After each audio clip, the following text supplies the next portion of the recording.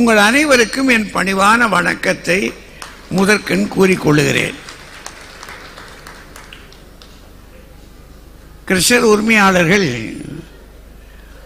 இந்த மண்ணிலே ஒரு நல்ல நிகழ்ச்சி நடக்க வேண்டும், புத்தக திருவிழா ஆண்டுதோறும் நடக்க வேண்டும் அப்படி ஆசைப்படுறதை பார்க்கும்போதே பெருமையா இருக்கு. ஏன்னா புத்தக திருவிழா என்பது எத்தனையோ திருவிழாக்கள் நம்ம ஊர்ல வருது. எங்க மதுரையெல்லாம் ஆத்துல அழகர் இறங்குவார். ஆத்துல அழகர் இறங்குற திருவிழா தான் எங்க மதுரைக்கு உயிர். அதுக்கு வருவாய் கொடுப்பதும் சரி, மதுரைக்கு அழகு தருவதும் சரி. ஊரே திரண்டு இருக்கும், இல்லை தமிழ்நாடே திரண்டு இருக்கும். அப்படி ஒரு திருவிழா அது. ஆனால் திருவிழாவிலே ஆன்மா தான் பேசிக்கிட்டு இருக்கும். இறைவனை தேடி வருகிற மக்களோடு கூட ஆன்ம தொடர்பு தான் இருக்கும்.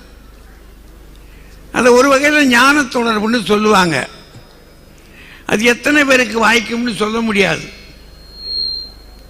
வேடிக்கை பார்க்க வந்தவர்கள் நிறைய இருக்கும், அதில் விஷமம் பண்ண வந்தவர்கள் இருப்பான். சாதாரண ஆட்கள்லாம் இருக்க மாட்டான், எல்லா வகை சேட்டைக்காரனும் இருப்பான். அங்கே கோவிந்தோன்னு சொல்லிக்கிட்டு இருக்கும்போது இங்கே கோவிந்தோ ஆயிரும் பைய பிடிக்கிட்டு போயிடுவாங்க. பையில் கிடக்கிறத உருட்டிட்டு போயிடுவான். 2 கோவிந்தம் நடக்கும். ஆனால் இது அப்படி அல்ல. புத்தக திருவிழா என்பது அறிவு திருக்கோயில் திறக்கப்படுகிற திருவிழா அது. ஏன்னா நம்ம நம்ம குடும்பத்தில் பிறந்த போது நமக்கு கிடைச்ச ஞானம் எல்லாம் அப்பா அம்மா வழியாக கொஞ்சம் கிடைச்சது. பக்கத்தில் இருந்த சொந்தங்கள் பந்தங்கள் அவங்க மூலமாக கொஞ்சம் கிடைக்கும். அது என்ன கிடைக்கும்? அது நம்ம சொந்தம்லாம் யாரு, நம்ம எப்படிப்பட்ட ஆளுக, அதான் அவ்வளோதான் சொல்ல முடியும். வேற ஒன்றும் பெருசாக தெரியாது. அப்புறம் இதான் நம்ம சாமி, இது நம்ம குலசாமி அப்படி சொல்லிக்கிடுவோம், அவ்வளோதான். ஆனால் எல்லாவற்றுக்கும் மேலாக பள்ளிக்கூடத்துக்கு போனோம்னு சொன்னால் வாத்தியார் கொஞ்சம் சொல்லி தருவார். அது ஹைஸ்கூலில் படிக்கிறது வரைக்கும் என்ன தெரிஞ்சுக்கிட போகிறோம்? திருப்பி பார்த்தோம்னா தான் தெரியும். ஹைஸ்கூலில் படிக்கிறது வரைக்கும் சும்மா அதிலே தத்தக்கா புத்தக்கான்னு வந்திருப்போம். கல்லூரிக்கு போன ஒரு பாடு இன்னும் கொஞ்சம் வாசல் விரியும். அதுலேயும் போஸ்ட் கிராஜுவேட்னு சொல்லிட்டாங்கன்னா இன்னும் ரொம்ப பெருசாக போயிடும். அப்புறம் போக போக போக போக என்ன படிப்பு, எத்தனை விரிவு, எவ்வளவு இருக்கு என்று ஒரு ஆச்சரியம் நமக்கு வரும். அதெல்லாம் ஒரு ஒரு வாசலை திறந்து போகிறது மாதிரி தான், ஒரு மாளிகைக்குள்ளே போகிறது மாதிரி தான். ஆனால் புத்தக திருவிழாவுக்கு வந்தோம்னா யார் யாரெல்லாம் அங்கே இருக்கிறாங்க, வரலாற்று நூல்களை பார்க்குற போது பயமாக இருக்கு.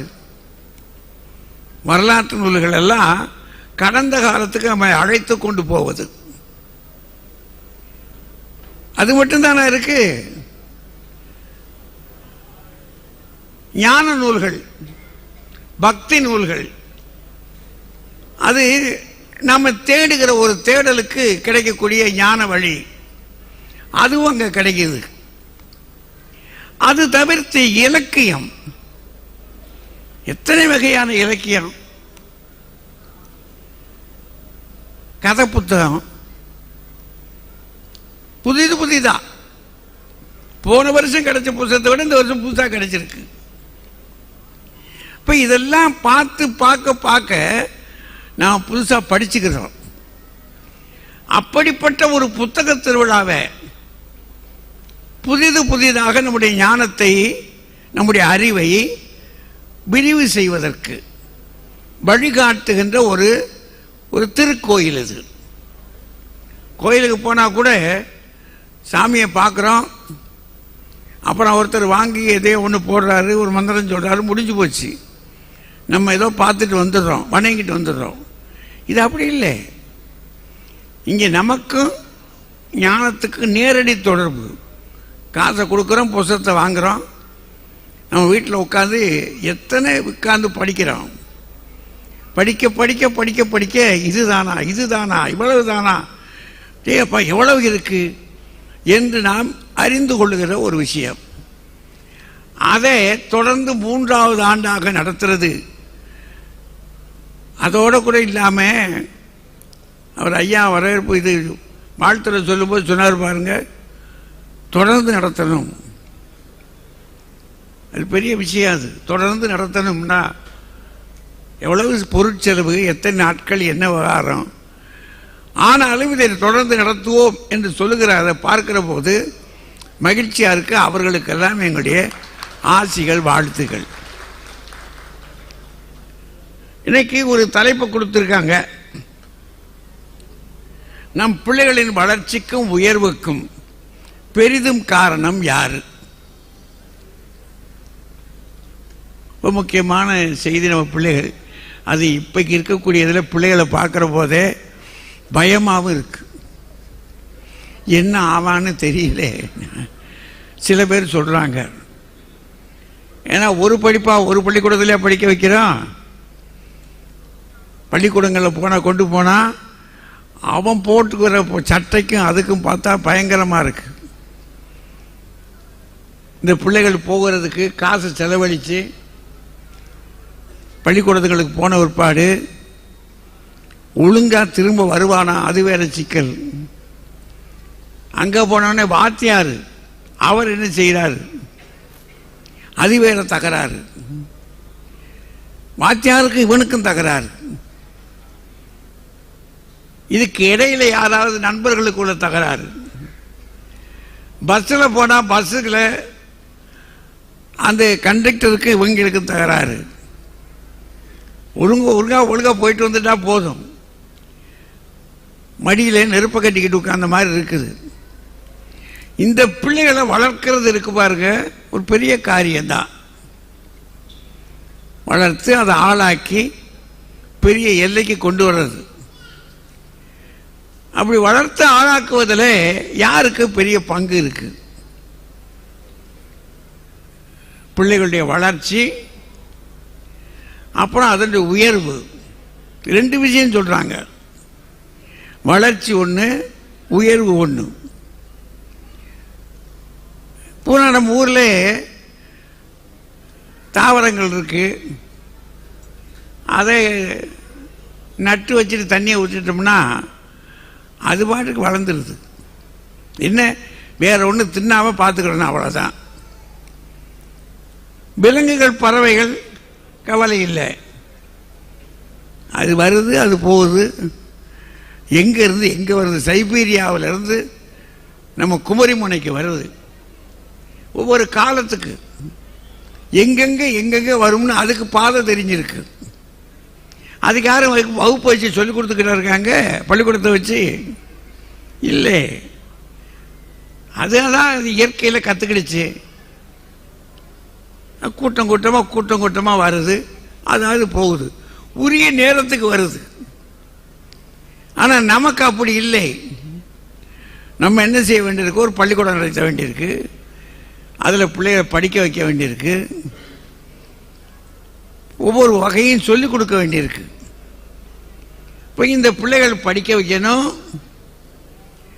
பண்போடு இருக்கணும், நல்ல பணிகளுக்கு போகணும், நல்ல பணம் சம்பாதிக்கணும், ஒரு அழகான பொண்ணை கட்டிக்கிடணும், அப்புறம் பிள்ளைகளை பெற்றுக்கிடணும். 4 பேர் ஊருக்குள்ள இன்னார் மகனா தங்கமான பிள்ளை அப்படின்னு சொல்லணும். அப்படி பேர் எடுக்கணும். ஆக ஒன்று வளர்ச்சி, குரோத், இல்லை டெவலப்மெண்ட் அப்படின்றாங்க. என்னையா போன வருஷம் தான் ஏன் திறந்தாங்க இந்த பள்ளிக்கூடம், ஒரு 150 பேர் தான் இருந்தா. இந்த வருஷம் 1500 பேரையா. அது வளர்ச்சி. அதே மாதிரி தான் இந்த பையன் ஜிகி ஜிகி ஜிகி ஜிகின்னு வளர்ந்துட்டான் ஆளு. சில பிள்ளைகளை பார்த்தோம்னா பிள்ளை வளர்த்தியோ பீர்க்கு வளர்த்தியோன்னுவாங்க. கிடு கிடு கிடுக்குன்னு வளர்ந்துடும். அது பொண்ணுங்க அப்படி. போன வருஷம் பார்த்த பொண்ணு இந்த வருஷம் இல்லை. புதுசாக இருக்கு ஆள், பார்க்கவே வித்தியாசமாக இருக்கு. இப்போ ஒவ்வொன்றும் ஒவ்வொரு விவகாரம்.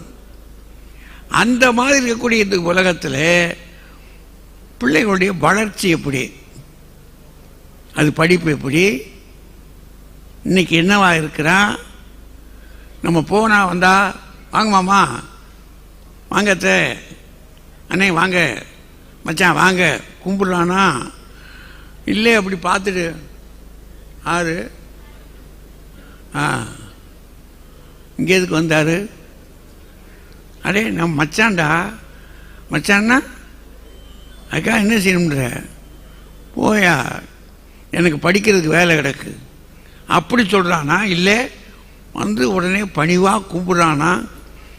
எப்படி வளர்த்துருக்காங்க பாரு பிள்ளைன்னு இவங்க சொல்லணும்ல. அப்படி ஒரு பணிவாக வளர்ந்து உயர்ந்திருக்கக்கூடிய பிள்ளை. உயர்வு அப்படின்னா அது குரோத்ரா அப்படின்றான், ரைஸ். இந்த உயர்வுன்றதுக்கு ரைஸ்ன்னு சொல்கிறாங்க. ரொம்ப உயர்வான ஆள், ரொம்ப எழுச்சியான ஆள். அந்த குடும்பமே ரொம்ப பெருசாகி போச்சியா. ஒரு சாதாரண நிலையில் இருந்ததுயா, இன்னைக்கு பார்த்தா எந்த அளவுக்கு போயிருக்காங்க. அப்படி சொல்கிற மாதிரி இருக்கக்கூடிய பிள்ளைகளை இப்படி வளர்த்துருக்கிறதுல யாருக்கு அதிக பங்கு? இந்த பக்கத்தில் 3 பேர். நம்ம ஐயா அவர் புலவர், அவர் சொல்கிறாரு, நம்ம தாயா படாத பாடுபட வேண்டியிருக்கு, நாய் பிழைப்பு பிழைக்க வேண்டியிருக்கு. இவங்களை கொண்டு போய் பள்ளிக்கூடத்தில் சேர்க்கறது, அந்த ஹெட்மாஸ்டர் நோட்டீஸ் அனுப்பிச்சிட்டாருன்னா போய் அவங்களோட பேசுகிறது, பள்ளிக்கூடத்தில் படிக்க என்ன படிக்கிறான்றது தெரிஞ்சுக்கிறது, இப்படி எல்லா வகையிலையும் படிக்க வைக்கிறதும் சரி, எங்கே படிக்க வைக்கிறது, எந்த பள்ளியில் படிக்க வைக்கிறது, எந்த கல்லூரியில் படிக்க வைக்கிறது, என்ன படிக்க வைக்கிறது, அடே நீ எந்த தொழிலுக்கு போகணும் எல்லாம் யார் யார் சொல்கிறா.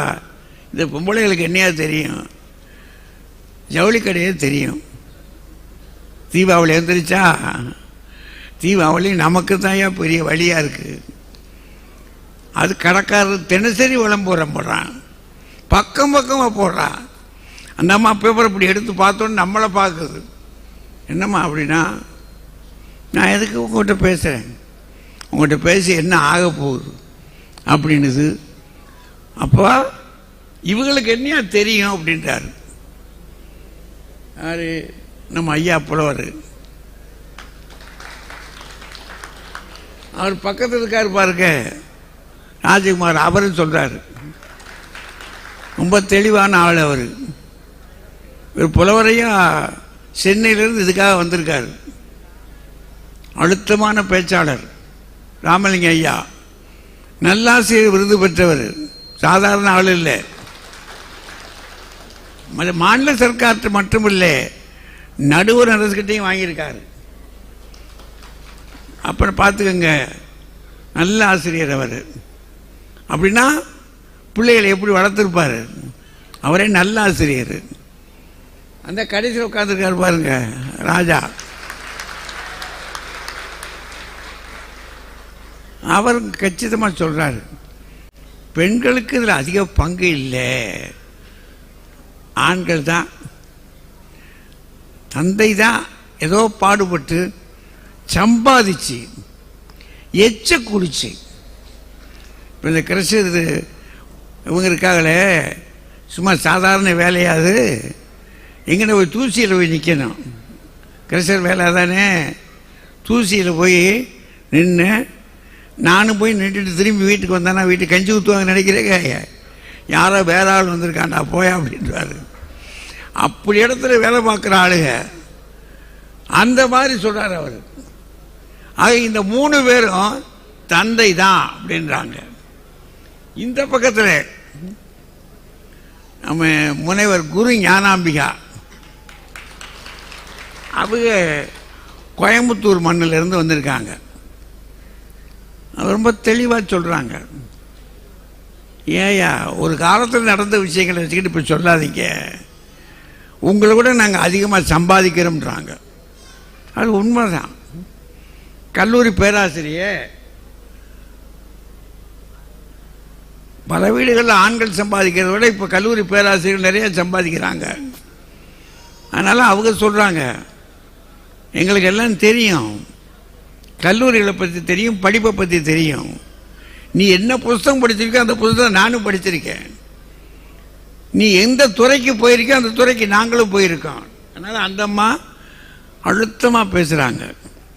இந்த நடுவில் இருக்காக பாருங்க, அவங்க வேறு கவிதா ஜவஹர், அவங்க சொல்கிறாங்க, அவங்களாம் இப்போ போகிற அமெரிக்கா போகிறாங்க. அவங்க இவர் ஒரு செட்டே போகுது. அவங்க சொல்கிறாங்க, பெருசுங்க, நாங்கள் தான் எல்லாம், எந்த இடத்துல இருந்தாலும் எங்கள் கண்ணு ரொம்ப கவனமாக இருக்கும்.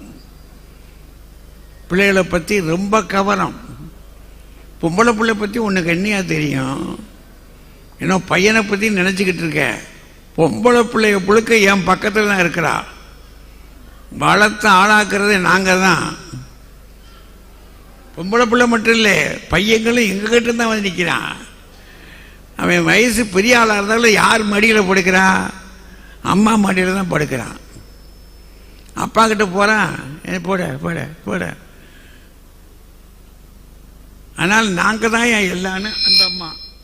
அந்த கடைசியருக்காக பாருங்க, முனைவர் ரேவதி சுப்புலட்சுமி, அவங்க மதுரை செந்தமிழ் கல்லூரியில் துணை முதல்வர்.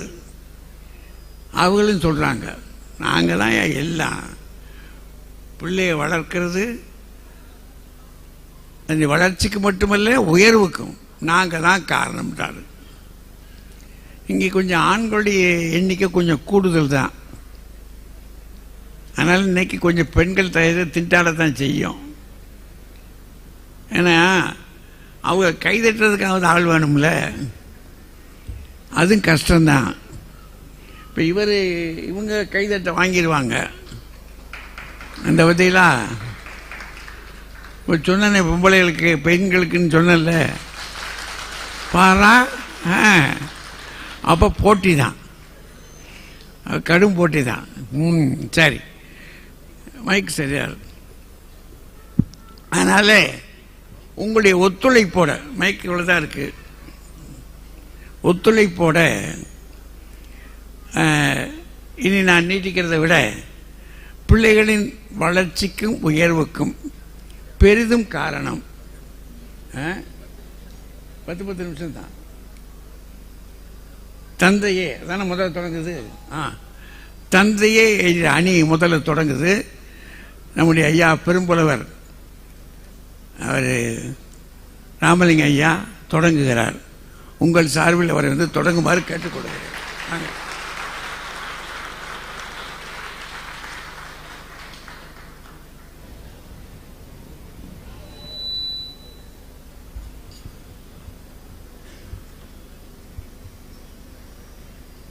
மாண்பமை பத்மஸ்ரீ விருது பெற்று பட்டிமன்ற உலகத்திற்கே வரலாற்றில் பதிவு செய்திருக்கிற பெரும் புகழை உருவாக்கி இருக்கிற பட்டிமன்ற பிதாமகர் நடுவரையா அவர்களை வணங்கி மகிழ்ந்து, பெருமதிப்பிற்குரிய மாண்பமை மாவட்ட ஆட்சித்தலைவர் அவர்களை வணங்கி மகிழ்ந்து, வாசகர் வட்டம் என்றாலே கரூர் தான் முதலிடத்தில் இருக்கிறது என்ற வரலாற்றை புதுப்பித்த என் அருமை நண்பர் சிவகுமார் அவர்களே, பப்பாச்சை முருகன் அவர்களே, வாய்ஸ் இறங்குது, மைக் சரியா கேட்கல,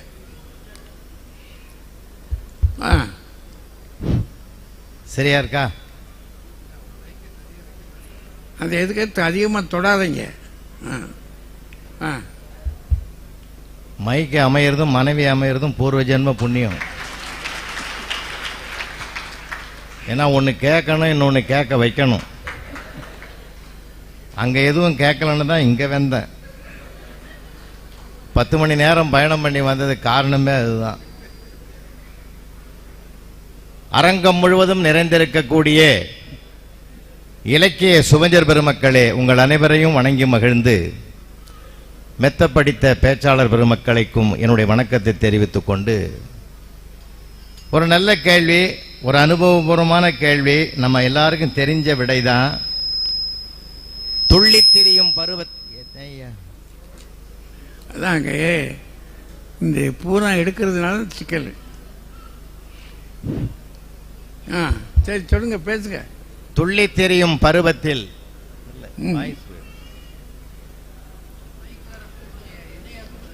ஏன் சாமி கொஞ்சம் பாருங்க.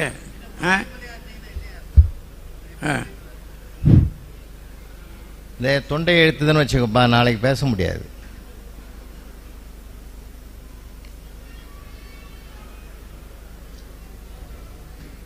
அவர்கிட்டையும் கோச்சிக்க முடியாது. என்ன இந்த அடிப்படை வேலை செய்யறதுக்கு அவராக அது கிடைச்சிருக்கிறாருன்னு ஒரு சந்தோஷம் தான் நமக்கு. வாய்ஸ் அப்படி இழுக்குது. ஒரு எங்களுக்கு ஒரு கணீர்னு வந்தாதான் நமக்கு பேசுற மாதிரி தோணும்.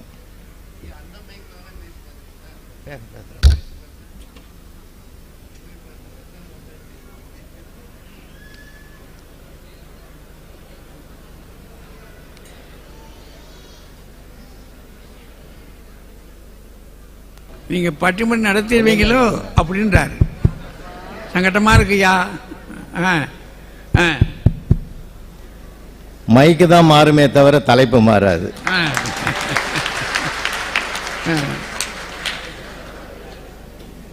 இந்த மைக்கு நல்லா இருக்கு ஐயா. அதே அவர் திட்டமிட்டு தான் செஞ்சிருக்காரு. துள்ளி திரியும் பருவத்தில் எந்தன் துடுக்கடுக்கி பள்ளிக்கு அனுப்பி வைத்தலனே தந்தையாகிய பாதகனே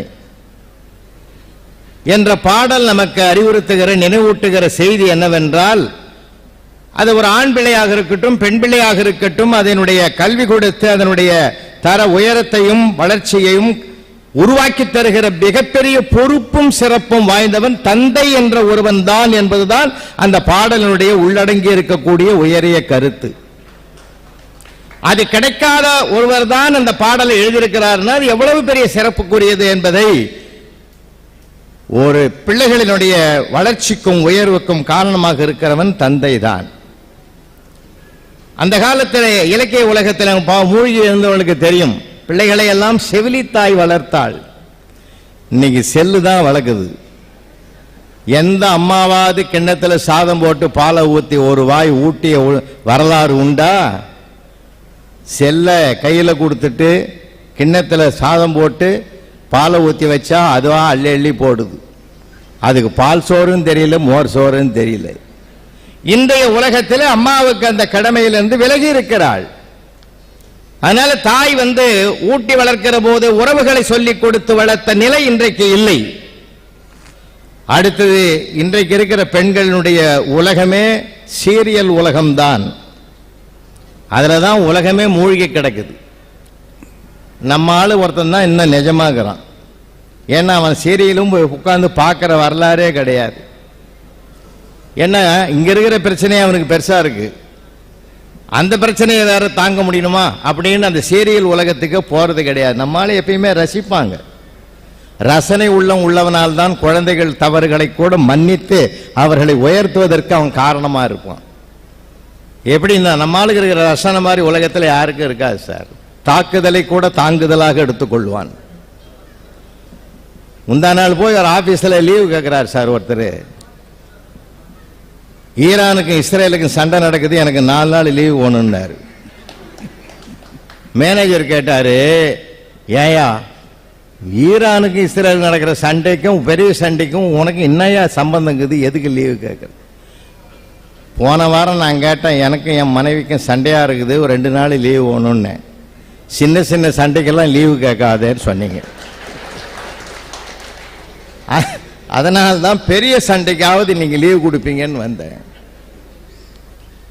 சார் நான் என்ன கேட்கிறேன், எதையுமே எளிமையா எடுத்துக்கிறவன் தான் இன்னொருவருக்கு ஏற்றத்தை தருவதற்கும் தன்னை அர்ப்பணித்துக் கொள்வான் என்பதுதான் தந்தை ஸ்தானத்தில் இருக்கிறவருக்கு காரணமாக இருப்பதனால்தான் ஈன்று புறந்தருதல் என் தலை கடனே சான்றோனாக்குதல் தந்தைக்கு கடனேன்னு புறநானூற்று புலவன் 2000 வருஷத்துக்கு முன்பாகவே எழுதினான். அந்த புறநானூற்றுக்கு புது உரை எழுதிய எங்கள் நடுவர் அவர்களுக்கு தெரியாததில்லை. சான்றோன் ஆக்குதல் தந்தைக்கு கடன். அது மட்டுமல்ல, தந்தை மகற்காற்றும் நன்றி அவையத்து முந்தியிருப்ப செயல் என்று திருக்குறளிலே திருவள்ளுவரும் வலியுறுத்தி சொல்லுகிற உண்மையையும் இந்த நீதிமன்றத்திலே நான் பதிவு செய்ய கடமைப்பட்டு இருக்கிறேன். பிள்ளைகளுடைய உயரம் வளர்ச்சி இன்னைக்கு பாத்தீங்கன்னா 3 தாய்மார்கள் உயர்ந்த இடத்துக்கு வந்திருக்காங்க. இது யாரு காரணம் நினைக்கிறீங்க? நான் உளவியல் பூர்வமாக உண்மையை சொல்றேன். ஒவ்வொரு வீட்டில் என்ன நடக்கும் தெரியுமா? போதும் படிச்ச வரைக்கும், காலேஜ் படிச்சியா, அப்பா அம்மா சொல்றதை கேட்டு எவனோருக்கும் ஒருத்தனை கழுத்தை நீட்டி குடும்பம் நடத்துற வேலையை பாரு, அதுக்கு இதுக்கெல்லாம் ஆசைப்படாதேன்னு பெண்ணினுடைய கல்வியை கூட தடுத்து நிறுத்துகிற முற்றுப்புள்ளி வைப்பதற்கு முனைவர்கள் தான் இன்றைக்கு தாய்மார்கள். ஆனால் அப்பா சொல்லுவாரு, நீ படிடா, அப்பா இருக்கிறேன், கவலைப்படாதே. நீ படிடா சொல்ல, நான் அப்பா இருக்கிறேன்டா, கவலைப்படாதே. உளவியல் அடிப்படையில் சொல்லட்டுமா, சைக்காலஜி அடிப்படையில் சொல்லட்டுமா, ஒரு ஆண் பிள்ளை அம்மாவை விரும்புவான், அம்மாவை நேசிப்பான். பெண் பிள்ளை எப்பொழுதும் அப்பாவை தான் விரும்புவா, அப்பாவை தான் உயிருக்கு உயிரா நேசிப்பா. அதனால்தான் அப்பா ஒவ்வொரு தந்தையும் என்ன சொல்லுவாங்க தெரியுமா? தன்னுடைய பெண்ணை என் இளவரசிமா, என் இளவரசி நீதான் என்று இதயத்தில் சுமந்து கொண்டு அந்த பெண்ணை உயர்த்தி பேசுகிற பெருமை ஒவ்வொரு தந்தைக்கும் இருக்கிறது. சாதாரணமான பெண்ணை கூட சரித்திர பெண்ணாக மாற்றுவதற்குரிய ஊக்க சக்தியையும் உற்சாகத்தையும் ஊட்டுபவனை ஒவ்வொரு வீட்டில் இருக்கிற தந்தைமார் தான் இன்றைக்கு அந்த சக்தியையும் வல்லமையும் கொடுக்கிறான்னா அதுதான் வளர்ச்சிக்கும் உயர்வுக்கும் காரணமா இருக்கும். அப்ப தன்னை நம்புகிற தன்னம்பிக்கையை கொடுப்பதே ஒரு தந்தை தானே. பிள்ளைகள் என்ன சொன்னாலும் மகிழ்வான் சார், அம்மாவுக்கு அந்த மகிழ்வு வராது. இப்படி பேசுது பாரு, யாரை பார்த்து பேசுறேன்னு உடனே அழ ஆரம்பிச்சிருவாங்க. அப்பா சொல்றதை கேள்றா, அப்பா சொன்னதை கேட்டா தாண்டா உயர முடியும், எல்லாத்தையும் சாதிக்க முடியும்னாரு. இந்த பையன் கேட்கறான், மார்கோனி ரேடியோ அப்பா, மார்கோனி அப்பா எதையாவது கண்டுபிடிச்சாரா? தாமஸ் ஆல்வா எடிசன் அப்பா எதையாவது கண்டுபிடிச்சாரா? இப்ப இவங்க கண்டுபிடிச்சது அவங்க அப்பா கண்டுபிடிக்கல இல்ல. அப்ப அந்த புள்ள தானே உயர்ந்தவன். அது மாதிரி நானும் உயர்வமா வருவேன்னு அப்பாவையே மடக்கி பேசினாலும் என் புள்ள எவ்வளவு உச்சால்தனமா பேசுறான்னு உள்ளூர மகிழ்ந்து அவனுக்கு எப்படியெல்லாம் உதவலாம் என்று சிந்திப்பவன் தான் தந்தையாக இருக்கக்கூடிய வாய்ப்பு ஒவ்வொரு வீட்டிலையும் இருக்கிறது. கடன் உடன்பட்டாவது பிள்ளைகளை படிக்க வைக்க வேண்டும் என்று விரும்புகிறவன் தந்தையாகத்தான் இருப்பான், மறுக்க முடியாது. அதனால்தான் இந்த நாட்டுக்கே தந்தையாக இருந்த பெருந்தலைவர் காமராஜர் தான் படிக்காவிட்டாலும் என் பிள்ளைகள் படிக்க வேண்டும் என்று அனைத்து பிள்ளைகளுக்கும் படிப்புக்கு ஆதாரத்தை தேடி கொடுத்தவர். அந்த பள்ளிக்கூடத்தில் படிச்சவன் தான் நானு. அதனால்தான் வித்தியாசம் வரக்கூடாது, பணக்காரன் ஏழை என்றெல்லாம் வேறுபாடு வரக்கூடாது என்பதற்காகத்தான் சீருடையையும் கொண்டு வந்து சிறப்பாக எல்லோரையும் சமப்படுத்தி ஒரு வகுப்பறையை காண்பித்தார். அப்படிப்பட்ட ஒரு பெருமை ஒரு ஆணுக்குத்தான் வரும். தான் தேச விடுதலைக்காக சிறைப்பட்டிருந்தாலும் சிறையில் இருந்த காலத்தில் தன்னுடைய மகளுக்கு கடிதத்தை முறையாக தினமும் எழுதி கொண்டிருந்தார். எழுதிய கடிதத்தை என்ன எழுதினார்? நீ நலமா, உன் வீட்டில் இருப்பவர் நம் வீட்டில் இருப்பவர் நலமா என்று விசாரித்து எழுதவில்லை, உலக வரலாற்றை கடிதத்தில் எழுதி எழுதி அனுப்பினார். அந்த தந்தை எழுதிய கடித வரலாற்றை படித்து படித்துதான் பிற்காலத்தில் இந்திய தேசத்தின் மிகப்பெரிய நாற்காலியிலா பிரதமர் பதவியிலே உட்கார்ந்த பெருமை அன்னை இந்திரா காந்திக்கு இருந்தது என்றால் அந்த கடிதத்தை எழுதியவர் மனிதகுல மாணிக்கம் ஜவஹர்லால் நேரு அவர்கள். இதை விட என்ன உதாரணம் உங்களுக்கு வேணும்? இதுக்கு மேல வேணும்? எப்படிப்பட்ட ஒரு சிந்தனை! அம்மாவுக்கு என்ன தெரியுமா? எப்பயுமே பாருங்க, சின்ன குழந்தை வீட்டு ஸ்கூல்ல விட்டு உடனே இருந்தான்னா அப்பா என்ன கேட்பாரு? என்னடா ரேங்க், என்னென்ன சப்ஜெக்ட், என்ன ரேங்க்? அவன் ஏற்கனவே பயங்கரமான ஆளாகிறான். அப்பா அவனுடைய முகத்தை பார்த்தே அழகா நடிப்பான் சார். அவன் பின்ன பிரில்லியன்ட், திறமை வேற, புத்தாலித்தனம் வேற. ரியல் எஸ்டேட் பிசினஸ் பண்றவர் சேர்ல உட்கார்ந்துங்கிறார். 6ஆம் கிளாஸ் படிக்கிற பையன் உள்ள ஓடி வரான். அவனுடைய ஃபேஸ் சரியில்லை, ஏதோ டென்ஷன்ல இருக்கிறார் நினைச்சுக்கிட்டு உடனே ஒரு கேள்வி கேட்டான், அப்பா 100 மார்க் கணக்கில் நான் வாங்கிட்டா நீ என்னப்பா நினைப்பான்? ஹார்ட் அட்டாக்கே வந்தாலும் வந்துருண்டாண்டார். அப்படிலாம் உனக்கு வரக்கூடாது தான் 30 வாங்கிக்கிறேன்னா. அவங்க அப்பா அப்படியே கட்டி பிடிச்சிட்டாரு. அப்படியே அந்த சோகத்தை சுகமாக மாத்திட்டான். பார்த்தீங்களா? இந்த புத்திசாலித்தனத்தையும் கூட ஊக்க சக்திக்கு ஊக்கம் கொடுத்து வளர்க்கிறவன் தந்தையா தான் இருப்பானே தவிர அதை முற்றுப்புள்ளி வைக்கிறதுனா தாய். அதுக்கு இந்த நேரமும் கிடையாது, அவங்களுக்கு நேரமும் கிடையாது. எப்பாடுபட்டாவது, கட்ட வேண்டி இழுத்தாவது, கடுமையான வெயிலில் உழைத்தாவது வியர்வை சிந்தி பிள்ளைகளினுடைய கல்வியை முன்னேற்றம் காண வைக்க வேண்டும் என்று இன்றைக்கு ஆட்டோ ஓட்டுகிற நண்பர்கள் கூட பிள்ளைகளின் கல்விக்காகவே அல்லும் பகலும் அயராது செயல்படுகிற ஒரு தொழிலாளர் தோழர்கள் எல்லாம் இன்றைக்கு நாம கணக்கெடுத்து பார்த்தீங்கன்னா எல்லா இடங்களிலுமே இருக்குது. இவங்களுக்கெல்லாம் உடனே கோபம் வரும், பிள்ளைங்க சொன்னா கோபம் வந்துடும். ஆனால் நான் ஆசிரியர், நான் ஒரு ஆண் ஆசிரியர் இல்லையா, நான் தந்தையும், என் மகனுக்கு நான் தந்தை. ஆண் ஆசிரியராக இருந்தாலும் எங்க மனசுலையும் மகிழ்ச்சி இருக்கும், வேதனை இருக்கும். அந்த வேதனையை கூட நாங்கள் மகிழ்ச்சியாக மாற்றிக்குவோம். போன மாதம் கும்பகோணத்துக்கு போயிருந்தேன். கும்பகோணத்துக்கு போயிட்டு கோயிலுக்கு போகலான்னு தேங்காய் பழம்லாம் வாங்கிட்டு அந்த கடையில் வெத்தலை இல்லை, பாக்கு இல்லை. ஒரு பெட்டி கடையில் போய் தம்பி 5 ரூபாய்க்கு வெத்தலை பார்க்கணும், 3 வெத்தலையும் 2 பாக்கம் வச்சான். கூட 2 வெத்தலை வைக்கக்கூடாதான்னு. அன்னைக்கு நான் படித்த காலத்தில் நீ கூட 2 மார்க் போட்டிருந்தீங்கன்னா இந்த கடையை நான் ஏன் வைக்கிறேன்னா. அப்புறம்தான் தெரிஞ்சுது குரோம்பேட்டையில் அவன் என்கிட்ட படித்த பையன்னு எனக்கு அன்னைக்கு தான் தெரியும். ஏன்னா அதை கூட நான் ரசனையாக எடுத்துக்கிறேன்னா இந்த ரசனை தான் சார் எல்லாத்தையும் மறைச்சு இன்னொரு உயர்வை பார்க்க. ஏன் தெரியுமா, வறுமையில் வாடினாலும் அடிவயிறு காய்ந்தாலும் அறிவினுடைய உயரத்தை தொட்டவன் பாரதி. எத்தனை கோடி இன்பம் வைத்தாய் எங்கள் இறைவா என்று பாடினான் என்றால் அவனால் தேச விடுதலையை பாட முடிந்ததென்றால் அதே ஸ்தானத்தில் தான் தந்தைமார்கள் வீட்டிலே இருந்து தாக்குதலை கூட தாங்குதலாக பக்குவப்படுத்தி கொண்டு பிள்ளைகளுடைய உயர்வுதான் எனக்கு முக்கியம் என்று பாடுபடுகிற தந்தைதான் ஒரு பெண்ணினுடைய கல்வி முன்னேற்றத்திற்கும் வளர்ச்சிக்கும் ஆணினுடைய பையனுடைய வளர்ச்சிக்கும் உயர்வுக்கும் அவர்கள்தான் காரணமாக இருக்கிறார்கள் என்று சொல்லி இந்த நல்ல வாய்ப்புக்கு நன்றி கூறி விடைபெறுகிறேன். நன்றி, வணக்கம். தந்தைக்கு என்னென்ன சொல்லலாமோ புறநானூற்றிலிருந்து கொண்டாடுறாரு, திருக்குறளிலிருந்து கொண்டு வர்றாரு.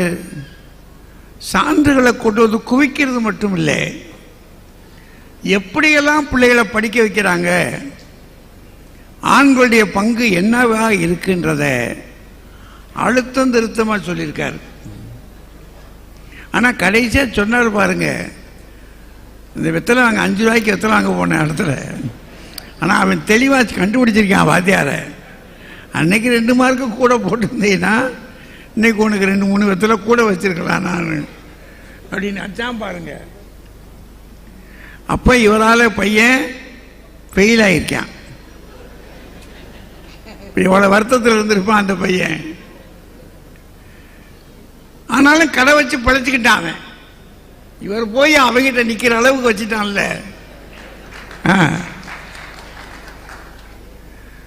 நல்ல ஒரு தந்தை எப்படியெல்லாம் பிள்ளைய வளர்க்கிறான் அப்படின்றத நேருடைய வரலாற்றிலிருந்து எடுத்து அதெல்லாம் சான்றுகள்ல அழுத்தம் திருத்தமாக கொடுத்துருக்காரு. இந்த பக்கமும் கேட்குறாரு, உங்களுக்கு என்ன தெரியும்னு வேற கேட்குறாரு. பாவம், இதுக்கு கோயம்புத்தூரில் வரணுமா? மாதாயி என்ன சொல்ல போறாங்கன்னு தெரியல, பார்ப்போம்.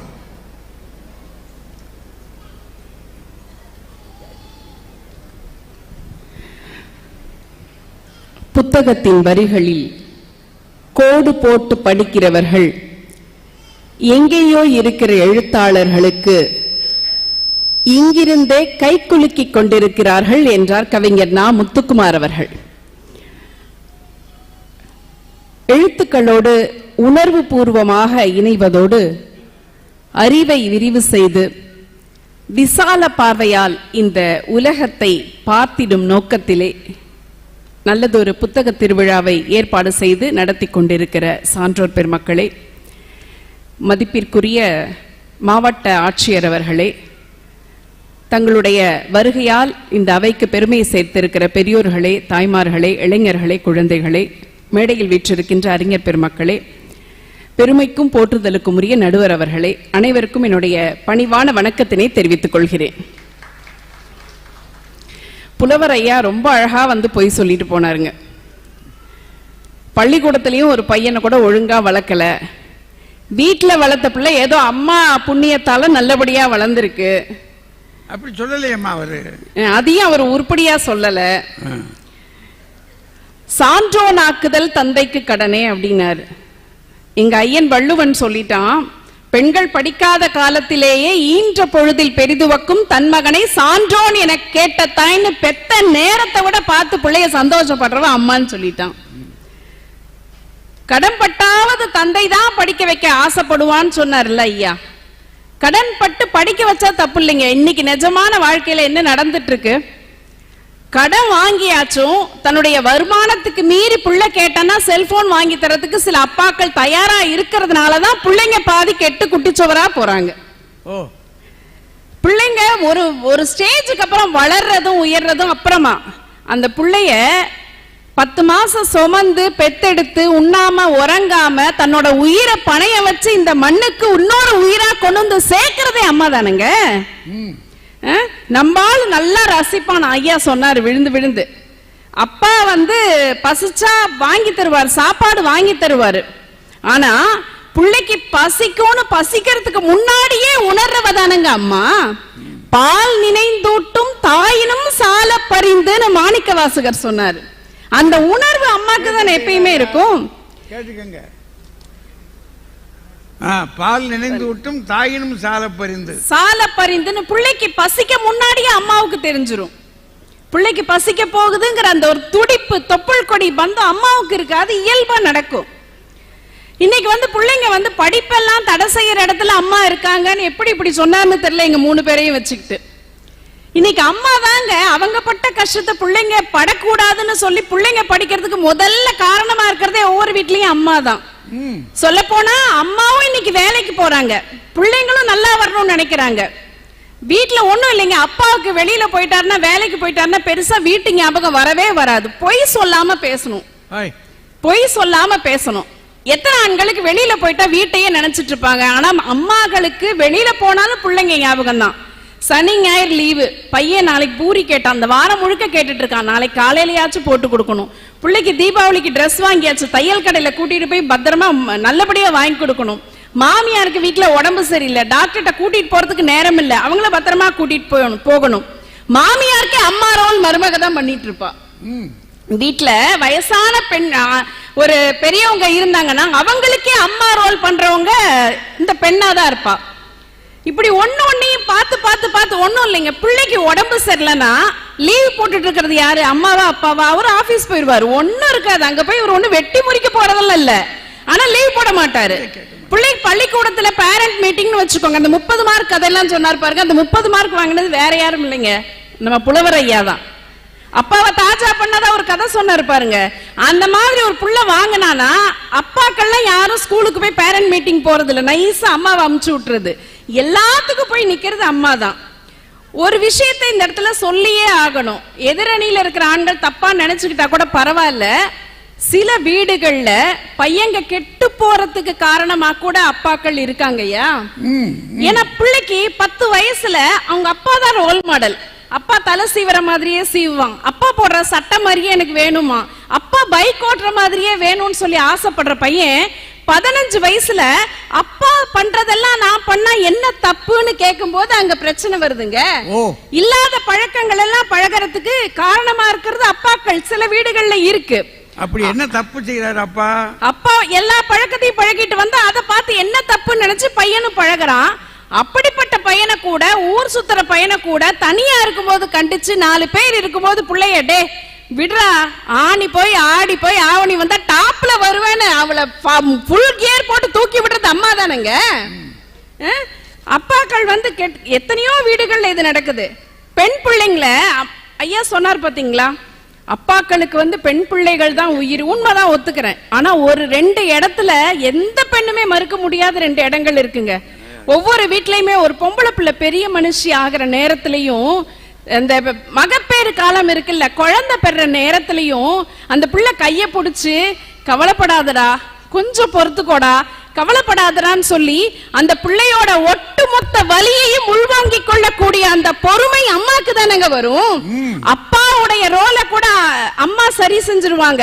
ஆனா அம்மாவுடைய இடத்தை இந்த உலகத்தில் வேறு எந்த ஆனாலும் நிறைவு செய்யவே முடியாதுங்க. ஒவ்வொரு வீட்லயுமே நீங்க போய் பாருங்க, வேற ஒண்ணும் வேண்டாம். ஐயா நிறைய உதாரணம் எல்லாம் சொன்னாங்க.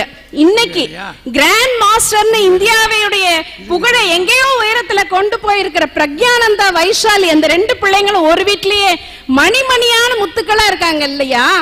பத்திரிகையில போட்டிருந்தாங்க, பிரக்ஞானந்தா ஹெட்லைனே அதான் போட்டிருக்காங்க. பிரக்ஞானந்தா செஸ் போர்டில் நகரும் ராணியாக அம்மா, வியந்த உலக நாடுகள்னு அவங்க அம்மாவை பார்த்து கவனிக்கிறாங்கன்னு சொல்லிட்டு அதுக்கு கீழே என்ன செய்தி போட்டிருக்காங்கன்னா, தமிழ்நாட்டு வீடுகள்ல எந்த விஷயம், பெரிய விஷயங்கள், நல்ல விஷயங்கள் நடந்தாலும், ஒரு பிள்ளை பரீட்சைக்கு போகுது, இல்ல ஒரு இன்டர்வியூக்கு போகுது, இல்ல ஏதோ ஒரு போட்டிக்கு போறாங்க, வேலைக்கு போறாங்கன்னா பெரியவங்க தன்னோட பிள்ளைக்கும் பையனுக்கும் நெத்தியில திருநீர் வச்சு ஆசீர்வாதம் பண்ணுவாங்க. நாகலட்சுமி அம்மாவும் அதே மாதிரிதான் பையனுக்கும் பிள்ளைக்கும் ஆசீர்வாதம் பண்ணி அனுப்புறாங்க. ஆனா என்னன்னா, இவங்க பண்ற ஆசீர்வாதம் ஒட்டுமொத்த இந்தியாவிற்குமான ஆசீர்வாதமாக மாறியதுன்னு சொல்லி பத்திரிகை செய்தி போட்டாங்க. அப்படின்னு சொன்னா அந்த பிள்ளைகளுடைய வளர்ச்சிக்கு கூடவே பயணிக்கக்கூடிய அவங்க அம்மா தானங்க காரணமா இருக்காங்க. துறவிகள் இன்னொன்னு சொல்லுவாங்கங்க, துறவிகள்ங்கிறவங்க இல்லற பந்தத்துல இருந்து வெளியில இருக்கவங்க, அவங்களுக்கு பெருசா பந்தபாசம் எதுவுமே கிடையாது, அவங்க யாரையும் வணங்கணுங்கிற அவசியம் கூட கிடையாது. ஆனா அப்படிப்பட்ட துறவிகள் கூட வணங்கக்கூடிய இடம், ஒரு உறவு இருக்குன்னு சொன்னா அது அம்மா தானங்க இருக்க முடியும்.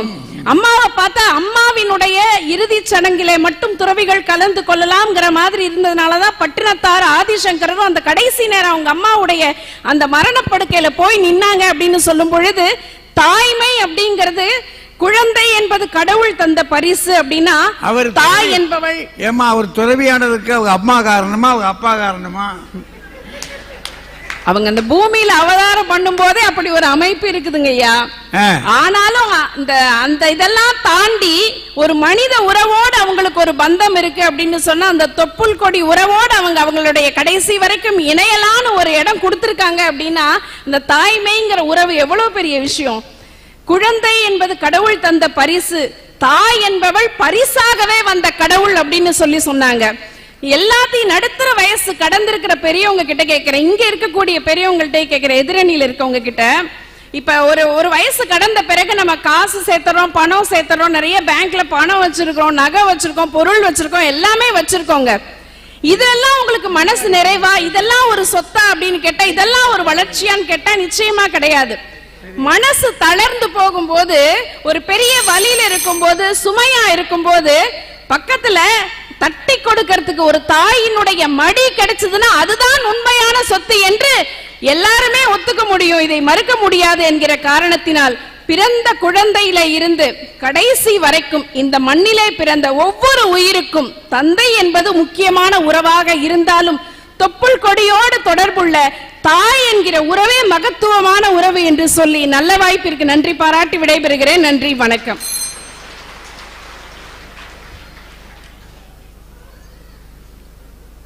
ஐயா இலக்கியத்திலிருந்து எடுத்து கொடுத்தாரு, அவங்களே இலக்கியத்துக்குள்ள போனாங்க. பால் நினைந்து ஊட்டும் தாயினும் சால பரிந்துன்னு.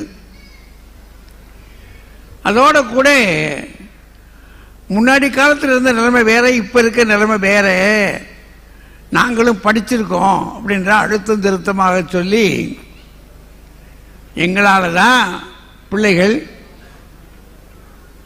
முன்னுக்கு வர்றாங்க அப்படின்ற மாதிரி முடிச்சிருக்காங்க. அந்த ஒலி வாங்கி சரியா எனக்கு கேட்கல, அது என்ன காரணம்னு தெரியல. நீங்களும் பக்கத்தில் போய் பேசாதீங்க, பக்கத்தில் போய் பேசினாலே அந்த ஒலி வாங்கி இங்கே எங்களுக்கு சரியா கேட்க மாட்டேங்குது. அதனால நான் அவங்க சொன்னதை கொஞ்சம் தான் குறிச்சிருக்கேன். நானும் எவ்வளோ முயற்சி பண்ணி பார்த்தேன், என்ன சொல்றாங்கன்னே விளங்க மாட்டேங்குது, அந்த அளவுக்கு இங்கே இருக்குது. அப்படி ஒரு ஒலி வாங்கியது.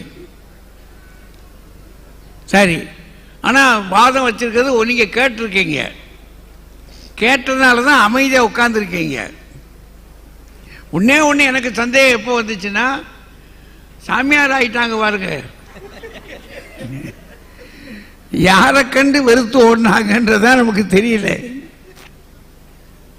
அந்த இடத்த ஒரு பாடம் சந்தேகமாகி போச்சு. ஆகா, சாமியார்கள் இப்படி போறதுக்கு ஒரு காரணம், வீடே வேண்டாம் அப்படின்னு போனாங்கன்னா என்ன அர்த்தம் ஒரு சந்தேகம் வந்துருச்சு. நல்லா பேசியிருக்காங்க, பார்ப்போம் அவர் சொல்ற போது என்ன சொல்றாரு, அவர் என்ன விளங்கிக்கிட்டாருன்னு கண்டுபிடிச்சிக்கலாம். வாங்க ராஜ்குமார், வாங்க. மைக்கு கிட்ட போய் பேசாதடா, ஒரு நாளும் எடுக்கிறடா. மைக்கு கிட்ட போனாலே சிக்கலாகுது. இது பரவாயில்ல.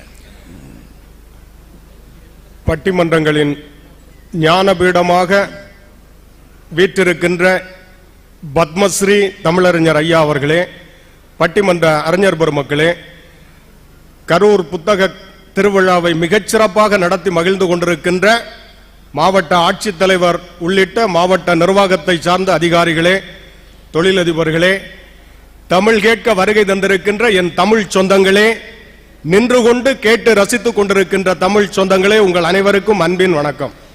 கொஞ்சம் நல்லாவே கைதட்டலாம். நான் பேசுறது கேக்குது இல்ல? சிக்கல் தான். பக்கத்திலேயே வந்திருந்து பேசிக்கிட்டே இருக்காங்க. மேடையிலேயே பேச விட மாட்டேங்கிறாங்க, வீட்டில தான் பேச விடல. நடுவர் அவர்களே, எனக்கு முன்னால் பேராசிரியை குரு ஞானாம்பிகா ரொம்ப அழகா சொன்னாங்க. நிறைய விஷயங்கள் தாயின் பெருமை எல்லாம் சொன்னாங்க. அவங்க ஒரு விஷயம் சொன்னாங்க தெரியுமா? 10 மாதம், எத்தனை நாள் தான் நீங்க 10 மாசம் சுமக்கிறேன்னு சொல்லுவீங்க? அது உங்களுக்கு இறைவன் தந்திருக்கிற ஒரு பரிசுன்னு வச்சுக்கோமே. ஆண்களுக்கு உடல் அமைப்புல கருப்பைங்கிறது கிடையாது. இப்போ உங்களுக்கு கொடுத்தா நீங்க சுமக்க மாட்டேன்னா சுமக்க மாட்டேன்னா சொல்லுவோம். ஒண்ணு தெரியுமா உங்களுக்கு? நீங்க வெறும் 10 மாசம் மட்டும்தான் பிள்ளைய சுமக்கிறீங்க. வாழ்நாள் முழுவதும் மனசிலும் தோளிலும் சுமைப்பவன் எப்போதும் தந்தையாகத்தான் இருப்பான். இதுல வேற ஈன்ற பொழுதின் பெருதுவக்கும் தன் மகனை சான்றோன் என கேட்ட தாய். திருவள்ளுவர் எவ்வளவு பெரிய புத்திசாலி தெரியுமா?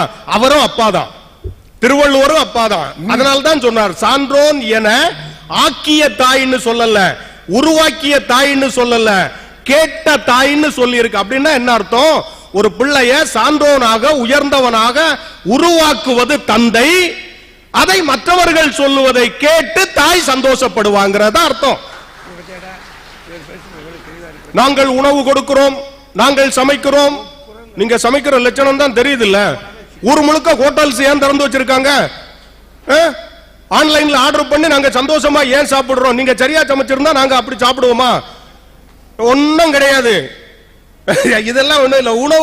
உணவு கொடுக்கிறோம் பிள்ளைக்கு. அது வேற பாட்டு வந்துருச்சு, பால் நினைந்தூட்டும். தமிழ் பேராசிரியர்னாலே சிக்கல் இதுதான். எதுக்கு எடுத்தாலும் பாட்டை சொல்லிடுறது. ஏன் எங்களுக்கு தெரியாதோ? பால் நினைந்தூட்டும் தாயினும் சால பரிந்துன்னு சொன்னாங்களாம். அதுல ஒரு சூட்சுமம் உங்களுக்கு தெரியுமா? ஒரு பிள்ளை பசிச்ச உடனே ஓடி போய் அம்மா பசிக்குதுன்னு அம்மாட்ட போயிருவான்.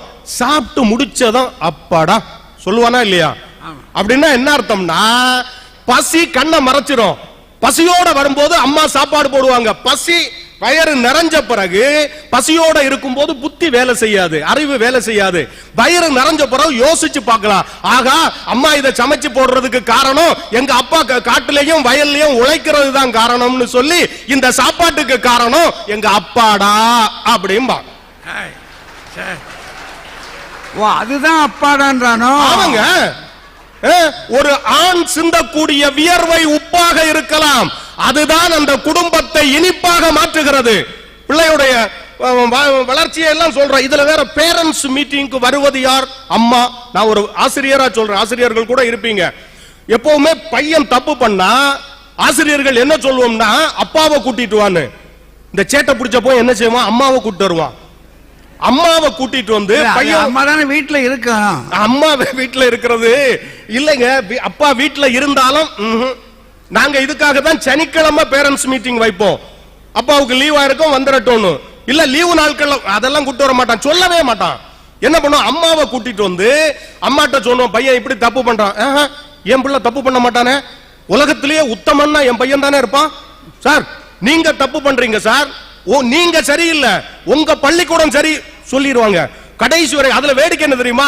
இந்த தமிழ் ஆசிரியர்கிட்ட போய் இங்கிலீஷ் வாத்தியார் சரியில்லைன்னு சொல்லுவோம், இங்கிலீஷ் சார்ட்ட போய் தமிழ் சார் சரியில்லைங்க, ரெண்டு பேருக்கிட்ட போய் கணக்கு வாத்தியார் சரியில்லைங்க. மாத்தி மாத்தி ஒவ்வொருத்தர் எங்களுக்குள்ளே சண்டையை உருவாக்கிறோம். கடைசி வரைக்கும் பிள்ளை செய்யற தப்ப ஒத்துக்கவே மாட்டாங்க. அப்பா வருவாரு, வந்த உடனே உங்க பையன் சரியில்லை, கொஞ்ச நாளாவே அவன் நடத்த சரியில்லை, கொஞ்சம் கவனிங்க. பக்கத்துல போய் டேய் என்ன தப்படாதா பலார்னு ஒரு அற விடுவாரு. அவன் கரங்கி போய் காலில் விழுந்து உண்மையை ஒத்துக்குவான். அப்பாவினுடைய கண்டிப்பு என்பது அம்மாவுக்கு வரவே செய்யாது. இப்பெல்லாம் அடிக்க முடியும், அடிக்கிறாங்க. அப்பா அடிக்கலன்னா ஒண்ணு தெரியுமா உங்களுக்கு? அப்பா பிள்ளைய அடிக்கலன்னா தெருவில் பல பேருகிட்ட அடி வாங்குற சூழல் அந்த பிள்ளைக்கு வந்துடும். அப்பா கண்டிக்கணும். ஒரு காலத்தில் ஆசிரியர்கள் கண்டித்தார்கள், இப்ப ஆசிரியர்களின் கரங்கள் கட்டப்பட்டிருக்கிறது. அதனால் ஆசிரியரையும் பணியையும் சேர்த்து அப்பாக்கள் அதை செய்ய வேண்டும் என்பதுதான் என்னுடைய பணிவான வேண்டுகோள். இதுல வேற குறை சொல்ற, நீங்க எப்ப பார்த்தாலும் பிள்ளைகள் என்ன ஒண்ணு சொன்னாங்களே, பிள்ளைகள் தப்பு பண்றதுக்கெல்லாம் அப்பா காரணம்னு. தயவு செய்து அதை சொல்லாதீங்க. பிள்ளைகள் செய்யற தப்பு அம்மாவுக்கு தெரியும். என்ன சொல்லுவான் தெரியுமா? உங்க அப்பாட்ட மட்டும் சொல்லிராத, உங்க அப்பாட்ட மட்டும் சொல்லிராத, பக்கத்துல உள்ளவங்கள்ட்ட தெருவுல உள்ளவங்கள்ட்ட சொல்லிடுவாங்க, அவங்க அப்பா வந்தாலும் சொல்லிராதீங்க. இப்படி பிள்ளை செய்யற தப்ப அப்பாவுக்கு தெரியாமல் மறைப்பது அம்மா. உண்மையா இருந்தா நீங்க கை தட்டலாம். ஏன்னா அப்பாக்கள் நிறைய பேர் இருக்கீங்க. குடும்பத்துல ஒரு நிம்மதி இருக்கட்டும் தான் அதை செய்யறான். இல்லையா, அதை செய்யறதே இல்ல. நீங்க வேற என்னன்னு தெரியுமா? எங்க ஊர்ல எங்க தெருவுல நடந்ததுங்க. அப்பாவுக்கு தெரியாம, அம்மா வேலை பார்க்கறேன்னு சொல்றாங்கல்ல, அம்மாவும் ஒரு பேராசிரியை தான். அப்பாவுக்கு தெரியாம பையன் பைக் கேட்டான்னு 2.5 லட்சம் ரூபாய்க்கு பைக் வாங்கி கொடுத்துட்டாங்க. இது அப்பாவுக்கு தெரியாது. என்ன பண்ணான்னா அந்த பைக்கை ஃப்ரெண்ட் வீட்ல அவன் பார்க் பண்ணிடுவான். தெரியவே செய்யாது. ஒரு நாள் என்ன ஆயிடுச்சு, அவன் வேகமா ஏன்னா அவன் ரொம்ப வேகமா போவான். அம்மாவுக்கு அதுல ஒரு சந்தோஷம், என் பிள்ளை பறக்கிறான், என் பிள்ளை பறக்கிறான். அவன் என்ன பண்ணிட்டான், விழுந்து கால் ஒடிஞ்சிடுச்சு. அப்புறமா தான் அப்பாவுக்கு உண்மை தெரியுது. என்னன்னா அப்பாவுக்கே தெரியாம அம்மா தன் காசுல பிள்ளைக்கு பைக் வாங்கி கொடுத்து கெடுத்த சம்பவம் நடந்திருக்கு. உங்களுக்கு தெரியாது, நீங்க உங்களுக்கு பைக் ஓட்டவே தெரியாது. இதுல வேற ஆமா, இதுல உங்க வீட்டுல நடந்ததா? எங்க தெருவுல நடந்துச்சியா. சில உண்மைகளை சொல்ல கூடாதுயா. நடுவர் அவர்களே, இதுல வேற துறவியா ஒருத்தர் ஆண் பொய்யாச்சுன்னா அப்படியே அம்மா காலில் விழுந்து வணங்கணும், அப்படிதானே? ஆமா. இதுல வேற நீங்க சத்தியமா நான் சொல்றேன், கல்யாணான எல்லா ஆண்களுமே துறவிதானங்க. துறவிதானே. எங்க துறவின்னா என்னது? ஐம்புலன்களையும் கட்டுப்பாட்டுக்குள்ள வைக்கிறது. நாங்க சர்வ சுதந்திரத்தையும் கட்டுப்படுத்திக்கிட்டு தானே புருஷனா குடும்பம் நடத்திக்கிட்டு இருக்கோம், இல்லீங்களா? அந்த நிலையில நாங்க துறவி ஆகிறோம்னா இதுல வேற தாயின் மடி எல்லா வகையான சந்தோஷத்தையும் கொடுக்கும். ஒன்னு புரிஞ்சுக்கங்க, தாயின் மடியை விட தந்தையின் தோள்கள் மிக உயர்வானவை. நடுவர் அவர்களே, புத்தக கண்காட்சி வந்திருக்கும். சில புத்தகங்களை நாம எடுத்து அட்டையை பார்த்து பிரிச்சு படிச்ச உடனே புரிஞ்சிடும். ஆனா சில புத்தகங்களை படிக்கும் போது புரியாதுங்க. படிச்சு மூடி வச்சுக்கிட்டு உட்கார்ந்து யோசிக்கும் போது அதுக்கு புதிய புதிய ஞானத்தையும் சிந்தனையும் தரும். படித்தவுடன் புரிந்து கொள்கிற புத்தகத்தை போன்றதுதான் அம்மாவினுடைய அன்பும் பாசமும். நினைந்து நினைந்து மகிழ்ந்து சிந்திக்கிற ஞானத்தை தருகிற புத்தகத்தை போன்றது அப்பாவினுடைய அன்பும் பாசமும். இத புரிஞ்சவங்களுக்கு மட்டும்தான் தெரியும். இதுல வேற பிரக்ஞானந்தா, வைசாலி இவர்களை செஸ் சாம்பியன் ஆக்கியது கூடவே செல்லக்கூடிய தாய் தானே. ஒன்னு புரிஞ்சுக்குங்க, 2 பிள்ளைகள் ஒரு வீட்டுல இருந்து படிச்சுக்கிட்டே செஸ் விளையாடுறாங்க. இப்ப நிறைய ஸ்பான்சர்ஸ் தர்றாங்க. ஆரம்ப காலத்துல ஒரு பிள்ளைய விளையாட்டுக்கு கொண்டு போகணும்னா எவ்வளவு செலவாகும்? அம்மா வேலை பார்க்கல, அம்மா அந்த பிள்ளையோடயே போறாங்க. அப்பா ரமேஷ் பாபுன்னு ஒண்ணு அவருடைய பேரு. அவர் ஒரு வங்கியில, அவர் ஒரு போலியோ பாதித்த மாற்றுத்திறனாளி, ஒரு வங்கியில அதிகாரியா இருக்கிறார். அவர் உட்கார்ந்து சம்பாதிக்கிற அந்த பணத்தை பிள்ளைகளுக்கு கொடுத்து பிள்ளைகள் உலக அரங்கில் வெற்றி பெறுவதற்கு தன் உழைப்பை முழுவதுமாக தியாகம் செய்தவர் அந்த அப்பா. ஆனா பத்திரிகைகள் எல்லாம் அம்மாவின் பெயரை சொல்லுகிறது. அப்ப பேர் வாங்குறது அம்மா, சைலண்டா எல்லாத்தையும் செய்யறது அப்பாங்கிறத நம்ம புரிஞ்சுக்கணும். நடுவர் அவர்களே, கரூர்ல இருக்கிறோம், பக்கத்துல திண்டுக்கல்ல போன வருஷம் கடந்த வருடம் +2 ரிசல்ட் வரும்போது தமிழ்நாட்டு அந்த கல்வி வரலாற்றிலேயே முதலாக +2 தேர்வுல 6 பாடங்களுக்கும் 100க்கு 100 மதிப்பெண், மொத்தம் 600 மதிப்பெண் வாங்கி சாதனை புரிந்த ஒரு சகோதரி, திண்டுக்கல் நந்தினின்னு பேரு. படிச்சிருப்பீங்க. நந்தினி 600க்கு 600 மார்க் எடுத்தாங்க +2 இதுல தேர்வுல, பொது தேர்வுல. இது அதுக்கு பிறகு இல்ல, இந்த வருஷம் இல்ல, அதுக்கு முன்னாடியும் இல்ல. அது ஒரு மிகப்பெரிய சாதனை. அந்த சகோதரிட்ட கேட்டாங்க, எப்படிப்பா 600க்கு 600 வாங்குறதுங்கிறது சிரமமோ, எப்படி 600க்கு 600 மார்க் வாங்கி அந்த அளவுக்கு படிக்கணும்னு உத்வேகம் வந்துச்சுன்னு சொன்னாங்க. எங்க அப்பா மர வேலை செய்யற, தச்சு வேலை செய்யற கூலி தொழிலாளி. காலையிலே வேலைக்கு போயிடுவாரு. நாங்க வாடகை வீட்டுல தான் இருக்கோம். நோயாளியான அம்மா, குடும்ப செலவு, வீட்டு வாடகை, அம்மாவுக்கு மருத்துவ செலவு எல்லாத்தையுமே எங்க அப்பாவுடைய சம்பளத்துல தான் எல்லாம் சரி கட்ட வேண்டி இருக்கு. எங்க குடும்பத்துக்காக எங்க அப்பா உழைச்சி உழைச்சி ஓடா தேஞ்சு போறார். இவ்வளவு கஷ்டப்படுற எங்க அப்பாவுக்கு அவர் பெருமைப்படுற மாதிரி ஏதாச்சும் செய்யணும்னு நினைச்சேன். கஷ்டப்பட்டு படிச்சேன், நல்ல மார்க் வாங்கினேன். நாங்க ஒரு கூலி தொழிலாளியினுடைய மகள் மிகப்பெரிய சாதனையை செய்திருக்கிறாள்ங்கிறது தான் முக்கியம். நான் ஒண்ணு கேக்குறேங்க, நம்ம வீடுகள்ல பெண்களை பொறுத்த அளவுல இப்ப நம்ம திடீர்னு மனைவியை ஒரு திட்டிருந்தோம்னு வச்சுக்கிடுங்க, அந்த தைரியம் வராது, எல்லாருக்கும் வராது. ஒருவேளை ஏதோ ஒரு கோபத்துல ஏதோ ஒரு உணர்ச்சி வசப்பட்டு ஒரு திட்டிட்டோம்னா, ஒரு திட்டு தான் நம்ம திட்டுவோம், அவங்க 100-150 திட்டிடுவாங்க. நம்ம பரம்பரையே திட்டி தீத்துருவாங்க. நான் ஒன்னு சொல்றேன், கணவன் ஒரு முறை திட்டுனா கூட தாங்கிக்க முடியாத பெண்கள் நீங்க. ஆனா வேலை பார்க்கிற இடத்துல ஒரு ஆண், கூட வேலை பார்க்கிற சகோதரர்கள் இவர் சரியா வேலை செய்யலன்னா திட்டுவாங்க. சூப்பர்வைசர் திட்டுவார், மேனேஜர் திட்டுவார், சில நேரங்கள்ல முதலாளியும் திட்டுவார். அத்தனை பேர்த்தையும் திட்டு வாங்கிட்டு அந்த வேலையிலேயே செஞ்சு சம்பாதிக்கிறான். எதுக்கு தெரியுமா? எனக்குன்னு பிள்ளைகள் இருக்கு, குடும்பம் இருக்கு, அவங்க நல்லா இருக்கணுங்கிறதுக்காக திட்டுகளை கூட சகித்துக் கொள்கிறான் இல்லையா? அவமானத்தை சகித்துக் கொள்பவன் தான் ஒரு அப்பா. எவ்வளவு சாதாரண வேலை செஞ்சுக்கிட்டு உயர்ந்த நிலைக்கு பிள்ளைகளை கொண்டு வந்தாங்க. சமீபத்தில் ஒரு ஆட்டோவில் ஒரு கவிதை எழுதி இருந்துங்க, நான் ரொம்ப பார்த்து பிரமிச்சு போயிட்டேன். தன் பிள்ளை புத்தகப்பை சுமப்பதை பெருமையோடு பார்த்தான் சுமை தூக்கும் தொழிலாளின்னு எழுதியிருந்தது.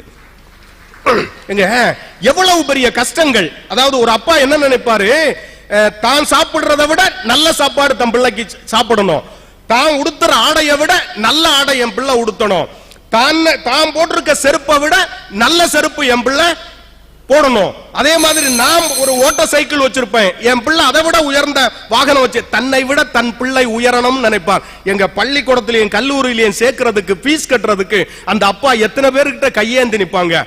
வங்கி வாசல்ல பேங்க் லோனுக்காக காத்திருப்பான். பெரிய தொழிலதிபர்கள் முதலாளிகளை தேடி போவான், இல்ல யாராவது உதவி செய்வாங்களான்னு தேடி போய் கையேந்தி நிற்பான்ல. தன்னை விட தன் பிள்ளை உயரணும்னு நினைப்பவன் எப்போதும் அப்பா தான். ஒரு கல்லூரி மாணவன் ஒரு கவிதை எழுதினாங்க, இதோட நிறுத்திடுறேன். என்னன்னா, கல்லூரி விடுதி வாசல்ல அதை வச்சு செருப்புகள் இருக்கு, விடுதி வாசல்ல செருப்புகளா இருக்கு. அந்த செருப்புகளை பார்த்து ஒரு மாணவன் கவிதை எழுதினான். என்னன்னா, கல்லூரியின் மாணவர் விடுதியில் கலவையாய் கிடக்கும் உயர் ரக செருப்புகளுக்கிடையில் தனித்து விடப்பட்டிருக்கிறது ஒரு ஜோடி ரப்பர் செருப்பு. யாருடைய அப்பாவோ பிள்ளையை பார்க்க வந்திருக்கிறார்.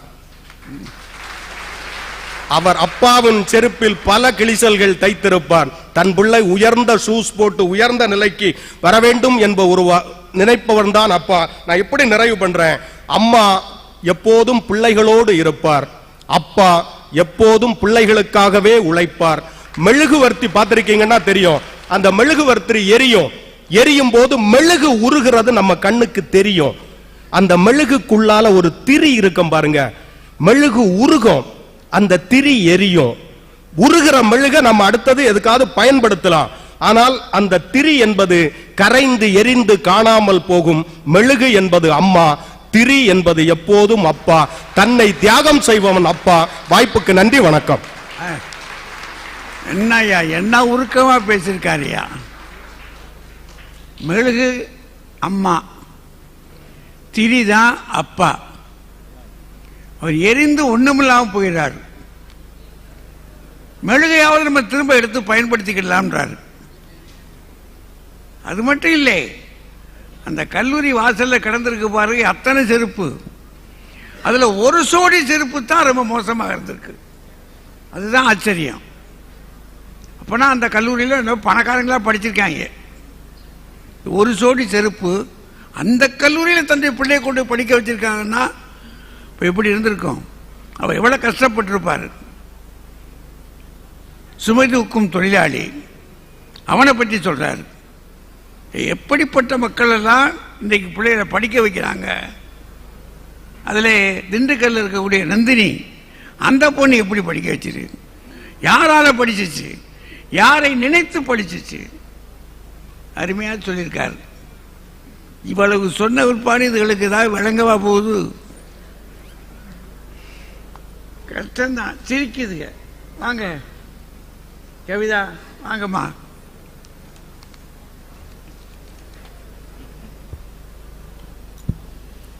பேரன்பிற்கும் பெருமதிப்பிற்கும் உரிய நடுவர் அவர்களே, இரண்டு அணிகளையும் சார்ந்த அறிஞர் பெருமக்களே, மானுட குலத்தின் கருவூராய் திகழ்ந்து கொண்டிருக்கிற கரூர் மண்ணின் மைந்தர்களே, மதிப்பிற்குரிய மாவட்ட ஆட்சியர் அவர்களே, உங்கள் அத்துணை பேருக்கும் என்னுடைய பணிவான வணக்கங்களை கனிவோடு தெரிவித்துக் கொள்கிறேன். எதிரணியிலிருந்து ராஜ்குமார் அவர்கள் வந்தார். இரண்டு ஆண் ஆசிரியர்கள் ரொம்ப சிறப்பா வேற பேசியிருக்கிறாங்க. அங்க சரியா கேட்கல. இப்பயும் கேட்கலையா? இரண்டு ஆண் ஆசிரியர்கள் ரொம்ப சிறப்பா பேசியிருக்கிறாங்க. அதுலயும் ராஜ்குமார் சார் வந்து ஒரு ஆங்கில ஆசிரியர். ஆமா. இவ்வளவு நேரம் அவர் பேசுனதுல இருந்து ஒரு முறையாவது அவர் பள்ளிக்கூடத்துக்கு போனதை பத்தி பேசவே இல்லை. அவர் பிள்ளைகளை வளர்த்ததை பத்தி அவர் ஒண்ணுமே சொல்லல. அவர் என்ன பண்ணியிருக்கிறாரு, ஆட்டோ பின்னாடி எல்லாம் என்ன வாசகம் எழுதியிருக்குன்னு தேடி தேடி போய் பார்த்திருக்கிறார். இன்னொரு வேலை என்ன பார்த்திருக்காரு, எதிரணியில உள்ளவங்களுக்கு யார் யாருக்கு பைக் ஓட்ட தெரியும், யார் யாருக்கு பைக் ஓட்ட தெரியாது அப்படிங்கிறத பார்த்திருக்கிறாரு. பிறகு எந்த பள்ளிக்கூடத்துல எல்லாம் அப்பாக்கள் செருப்பு போட்டு வந்திருக்கிறாங்க, அது என்ன செருப்பு போட்டு வந்திருக்காங்க, அது என்ன மாடல், இதை ஒரு ஆய்வாகவே அவர் செய்திருக்கிறார். நீங்க இதை ஒரு PhD பண்ணீங்கன்னா ஒரு கல்லூரிக்கு நீங்க பேராசிரியரா போகக்கூடிய ஒரு தலைப்புல பேசணும்னா இதெல்லாம் செய்ய வேண்டாமாமா? என்னம்மா நீங்க செஞ்சுட்டு போகலாம். ஏன் அதுக்காக பொய்யா சொல்லக்கூடாதுல்ல? இப்ப நாங்களும் ஆட்டோ பார்த்ததே இல்லையா? அவர் பேசுற பூரா பொய்ன்றீங்க. எல்லாமே பொய் தான். அவர் சொன்ன பூராமே பொய் தான். ஆட்டோ வாசகம் அவருக்கு மட்டும்தான் எழுதப்பட்டிருக்கா? நான் வரும்போது இன்னைக்கு ஒரு ஆட்டோல பார்த்தேங்க, உன்னையே மறந்தாலும் அன்னையை மறக்காதே.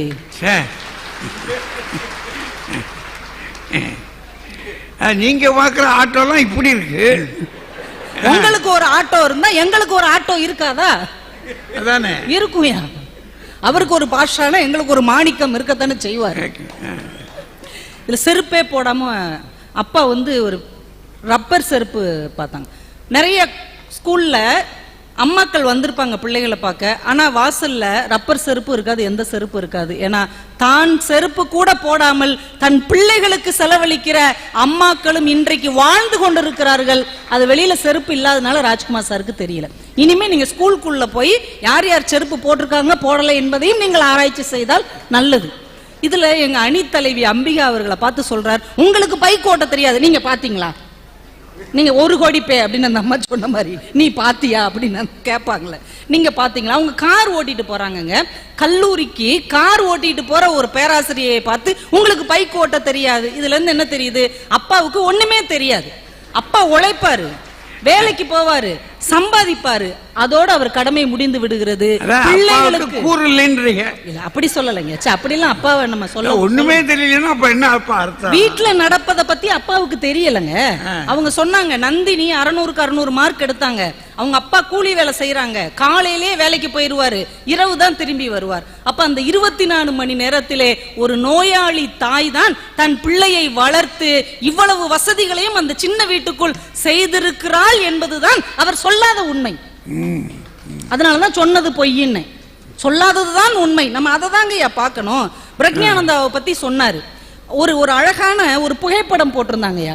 பிரக்ஞானந்தாவும் கால்சனும் நார்வேல செஸ் விளையாடிட்டு இருக்கிறாங்க உள்ள ஒரு அறைக்குள்ள. அந்த அறை வாசல் இருக்கு இல்லையா, கதவுக்கு வெளியில 2 அம்மாவும் உட்கார்ந்துருக்காங்க. ஒரு வெள்ளைக்கார அம்மா, நம்ம தமிழ்நாட்டு அம்மா. இந்த புகைப்படத்தை போட்டுட்டு எழுதியிருக்கிறாங்க, உள்ளே 2 மகன்கள், வெளியே 2 அம்மாக்கள். அப்பாக்கள் சம்பாதிக்கிறார்கள், அம்மாக்கள் தான் பிள்ளைகளை சாதனையாளர்களாக மாற்றுகிறார்கள் என்று எழுதுவோம். நாங்க அப்பா சம்பாதிக்கலன்னு சொல்லலையே, சம்பாதிச்சதுனால தானே அவர் மாத்த முடியுது. சம்பாதிச்சா மட்டும் பிள்ளைங்க உயர்ந்துருவாங்களா? சம்பாதிச்சா மட்டும் பிள்ளைங்க வளர்ச்சி அடைந்துருவாங்களா? அவங்களுடைய அறிவை, அவங்களுடைய உடல் நலத்தை, அவங்களுடைய புத்தியை ஒருநிலைப்படுத்துகிறது அம்மாவா தானங்கயா இருக்கும். அப்பாவுக்கு இதுல பங்கு இல்லைங்க. அவர் ரொம்ப பிஸியா இருக்கிறார், அவருக்கு நிறைய வேலைகள் இருக்கிறது. இதுல ஒரு அப்பாவை பத்தி சொல்றார், அம்மா வந்து 2.25 லட்சத்துக்கு பையனுக்கு பைக் வாங்கி கொடுத்துக்கிறான். இது கூட தெரியாட்டி அவர் என்ன அப்பா? ஏங்க, ஒரு அம்மா அக்கவுண்ட்ல இருந்து 2.25 லட்சம் ரூபாய் எடுத்துறியே, நான் 2000 ரூபாய் எடுத்தாலும் என் வீட்டுக்காரர் கண்டுபிடிச்சிடறாரு. அம்மா முகத்தை பார்த்து ஏமாந்து போனாருமா. ஏடிஎம் என் வீட்டுக்காரர் வச்சுக்கிட்டு நான் 2000 ரூபாய் எடுத்தாலும் எதுக்கு 2000 ரூபாய் எடுத்த அப்படின்னு கேட்கிறாரு. அந்த அப்பா 2.25 லட்சம் ரூபாய் எடுத்தது கூட தெரியாம இருக்கிறாருன்னா இவர் எப்படி பிள்ளைகளை வளர்ப்பார்? சொல்றது பூரா வாயிலிருந்து வர்றது பூரா பொய். அப்பா கண்டிச்சு பலார்னு அடிச்சிருவாராம். அவன் காலில் விழுந்து மன்னிப்பு கேட்பானா? எந்த தேசத்துல இருக்கான் அப்படி ஒரு பிள்ளை? நீங்க அடிச்சு பாருங்க, உங்க வீட்டுல பிள்ளை இருக்குல்ல, நீங்க அடிச்சு பாருங்க, மறுநாள்ல இருந்து நீங்க வெளியில நிப்பீங்க, வீட்டுக்கு வெளியில. ஏங்க இன்னைக்கு அடிக்க முடியுமா பிள்ளைங்கள? ஆசிரியரும் அடிக்க முடியாது, அப்பாவும் அடிக்க முடியாது. ஆனால் பிள்ளை எப்படி திருந்தும்? அப்பாவின் கண்டிப்புக்கு திருந்தாத பிள்ளை அம்மாவின் கண்ணீருக்கு மட்டும்தான் திருந்தும் என்பதை நீங்க புரிந்து கொள்ளுங்கள். எங்க புலவர் ஐயா சொன்னாங்க, எப்பேற்பட்ட ஒரு தகப்பனை பத்தி அவர் சொன்னார் தெரியுமா? அந்த மேடையிலே பதிவு செய்திருந்தார். அதை கேட்பதற்கு இன்னும் 4 காதுகள் இருந்தால் ரொம்ப மகிழ்ச்சியாக இருக்கும். ஒரு தகப்பன் என்றா அப்படிதான் இருக்கணும். மகன் 30 மார்க் எடுத்திருக்கிறான், ஏன் 100 மார்க் எடுத்தா அப்பாவுக்கு ஹார்ட் அட்டாக் வந்துடும், குடும்பம் அனாதையாக போய்விடும். அதனால அவன் 30 மார்க் எடுத்திருக்கான். உடனே அப்பா அவனை கட்டி தழுவி, நீ என் மகன் அல்லவா, அதனால்தான் 30 மார்க் எடுத்திருக்கிறாய், அடுத்த முறை இன்னும் கஷ்டப்பட்டு 20 மார்க் எடு, அப்பா இன்னும் இன்பமாக இருப்பேன், முழு பரீட்சையில் 10 மார்க் எடு, நான் இப்படியே சந்தோஷமாக தெருவில் திரிகிறேன், அதற்கு அடுத்த வருஷம் முட்டை மார்க் எடு, குடும்பத்தோடு சேர்ந்து அதை நாம் பொரித்து சாப்பிடுவோம். இது ஒரு அப்பாவா? ஆனா 30 மார்க் எடுத்துட்டு அம்மா கிட்ட போறான்னு வைங்க, அம்மா என்னங்க சொல்லுவாங்க? என்னையா 30 மார்க்னா ஃபெயில் தானையா? ஆமாம்மா ஃபெயில் தான். என்னையா அப்பாவும் சரியா படிக்கல, அம்மாவும் சரியா படிக்கல, அதனால தானடா நம்ம குடும்பத்தை எவனுமே மதிக்க மாட்டாங்க, நம்ம சொந்த பந்தம் மத்தியில் நம்மளால தலை நிமிர்ந்து நிற்க முடியுதா? நீயாவது நல்லா படிச்சு நம்ம குடும்பத்துக்கு ஒரு நல்ல பேர் வாங்கி கொடுப்பேன்னு நினைச்சேன், ஒரு பாஸாவது ஆயிருக்கலாம் இல்லையா? ஒரு 50-60 மார்க் எடுத்திருந்தேன்னா அம்மா கௌரவமா என் பிள்ளை நல்ல மார்க் எடுத்திருக்கு 4 பேர்ட்ட சொல்வேன் இல்ல, ஏன் தம்பி இப்படி ஃபெயில் ஆன? அந்த அம்மாவின் அந்த கண் கலங்கிய வார்த்தைகள் அந்த மோசமான பையனை கூட மாற்றி அமைத்து அடுத்த முறை நல்ல மார்க் எடுக்க வைக்கும் என்றால் அதுக்கு அம்மா தாங்க காரணமாக இருப்பார். ஆண் ஆசிரியர்கள் இதுல ஒரு பெருமை, ஆசிரியர் தானே பெருமை தான். யார் இதுல ஆண் ஆசிரியர்னு என்ன தனி பெருமை உங்களுக்கு வேண்டி கிடக்கு? காமராஜரை பார்த்தீர்களா அப்படிங்கிறார். நீங்க காமராஜருடைய அம்மாவை பார்த்தீர்களா? காமராஜருங்க சின்ன வயசுல அப்பாவை இழந்துட்டார். அவர் பாட்டுக்கு நாடுன்னு ஓடிக்கிட்டே இருக்கிறார். ஒரு அம்மாவுக்கு எதுங்க சந்தோஷம்? தன் பிள்ளை ஒரு திருமணம் முடித்து அவனுக்கு குழந்தை பிறந்து அதை தூக்கி கொஞ்சிறதானுங்க ஒரு அம்மாவுக்கு சந்தோஷம். அந்த வயது வரும்போது மகன்கிட்ட கேட்கறாங்க, டே கல்யாணம் முடிச்சுக்கோடா, நாடுன்னு ஓடாதடா, கல்யாணம் முடிச்சுக்கோ. அப்ப காமராஜர் சொல்றேம்மா, எனக்கு கல்யாணத்துல விருப்பமே இல்லம்மா, நான் இந்த நாட்டுக்காக உழைக்க போறேன், நீ ரொம்ப தொந்தரவு பண்ணேன்னா நான் சத்து போயிருவேன் அப்படின்ட்டார். சிவகாமி தாயார் தன் பிள்ளையின் தியாக உணர்வை புரிந்து கொண்டு மற்ற தாய் மாதிரி இல்லாம தன் மகிழ்ச்சியை தியாகம் செய்தால். அதனாலதான் ஒரு கவிஞன் எழுதினான், அன்றைக்கு கர்ணனை குந்தி தேவி ஆற்றில் விட்டாள், அதற்கு பின் காமராஜரை சிவகாமி நாட்டில் விட்டார். கர்ணனை தேரோட்டி எடுத்துக்கொண்டான், காமராஜரை தேசமே எடுத்துக்கொண்டது என்று சொன்னான் என்றால் அந்த சிவகாமி தாயார் என் பிள்ளை கல்யாணம் முடிச்சு நல்லா வாழணும்னு நினைக்காம தேசத்துக்காக என் பிள்ளையை நான் அர்ப்பணிக்கிறேன்னு சொன்ன அந்த உணர்வு எவ்வளவு பெரியது. இப்படி பேசிக்கிட்டே இருக்கிறீங்களே பயங்கரமா. ஐயா நான்லாம் இவங்கள மாதிரி ரொம்ப பேச விரும்பலங்கய்யா, சுருக்கமாவே பேசி நான் முடிச்சுக்கிறேன். இப்போ சமீபத்தில் ஒரு சில வருடங்களுக்கு முன்னாடிங்கய்யா ஜார்க்கண்ட் மாநிலத்தில் ராஜ்புரா அப்படின்னு ஒரு நகராட்சி, அதுல 30 வருஷமா துப்புரவு பணியாளரா சுமித்ரா தேவின்னு ஒரு அம்மா வேலை பார்த்தாங்க. துப்புரவு பணியாளரா ரொம்ப சிறப்பா வேலை பார்த்தாங்க. ஒரு நாள் கூட லீவ் எடுக்காம தாமதமாக வராம ரொம்ப உள்ளார்ந்த அன்போட அந்த வேலையை செஞ்சிருக்கிறாங்க. அதனால அவங்களுக்கு ஒரு சின்ன பிரிவு உபச்சார கூட்டம் நடத்துறாங்க அந்த நகராட்சியில் உள்ள எல்லாருமே. ஒரு சின்ன மீட்டிங். அந்த மீட்டிங்ல கொஞ்சம் பேர் வந்திருக்கிறாங்க. மீட்டிங் தொடங்குற நேரத்துல திடீர்னு பீகார் மாநிலத்தில் இருக்கிற ஒரு மாவட்ட ஆட்சியாளர் திடீர்னு வந்து சேர்றாரு. என்னடா இந்த மீட்டிங்க்கு கலெக்டர் வர்றாரு அப்படின்னு எல்லாம் பதட்டமாகறாங்க. அவர் வந்து உட்கார்ந்து இருக்கிறாரு. கொஞ்ச நேரத்துல அந்த ஏரியால ரொம்ப பிரபலமா இருக்கிற ஒரு மருத்துவர் வர்றாரு, ஒரு ரயில்வே இன்ஜினியர் வேற வர்றாரு. சரி பெரிய பெரிய ஆளுகள்லாம் வந்திருக்கிறாங்கன்ட்டு விழா நடக்குது. அந்த கலெக்டரை கூப்பிட்டு பேச கூப்பிடுறாங்க. ஐயா நீங்க ஏதாவது பேசுறீங்களா அப்படின்னு. கலெக்டர் நான் பேசணும், அதுக்கு தான் வந்திருக்கிறேன் அப்படின்னு பேச வந்த கலெக்டர் சொல்லுகிறார், இந்த சுமித்ரா தேவி அம்மாவை உங்களுக்கு நகராட்சி பணியாளராக மட்டும்தான் தெரியும், ஆனால் அவங்க இளம் வயதிலேயே கணவனை இழந்து இந்த வேலையை கடினமாக செய்து கொண்டு தன் 3 மகன்களை படிக்க வைத்தார். அதில் ஒரு மகன் இன்ஜினியராக இருக்கிறார், ஒரு மகன் டாக்டராக இருக்கிறார், ஒரு மகன் கலெக்டராக இருந்து உங்கள் முன்னால் பேசிக் கொண்டு இருக்கிறார் என்று சொன்னார். அதுல அந்த கலெக்டர் இன்னொன்னு பதிவு செய்தார்.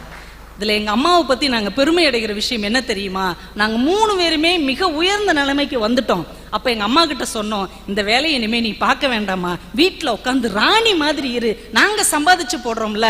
அப்ப என் தாய் சொன்னா, இல்லடா, நாம கஷ்டப்பட்ட போது இந்த வேலை தான் நமக்கு சோறு போட்டது, இதை நான் கடைசி வரைக்கும் செய்வேன். நாங்க அந்த அர்ப்பணிப்பு உணர்வுதான் யான் கடமையில் சரியாக இருப்பதற்கு காரணமாக இருக்கிறது என்று அந்த கலெக்டர் பதிவு செய்தார் என்றால், ராஜ்குமார் சார் ஒரு வார்த்தை சொன்னார், அப்பா என்பவர் திரி மாதிரி, அம்மா என்பவர் மெழுகு மாதிரி.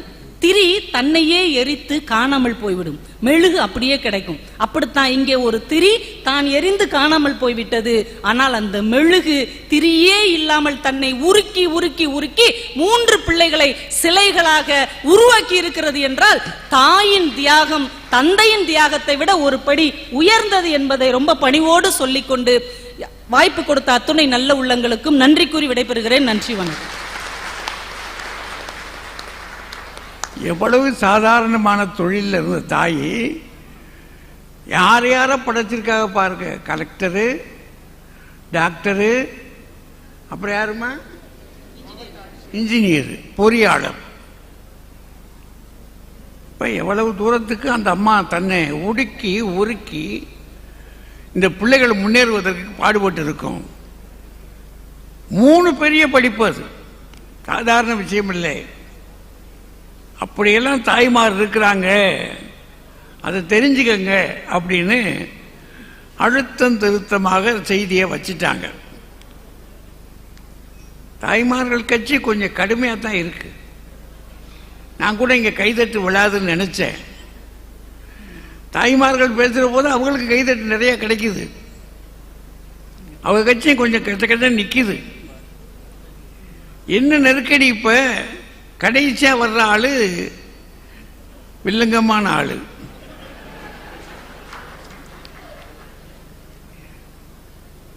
அவர் என்ன சொல்ல போறாரோ, வாங்க ராஜா பார்ப்போம்.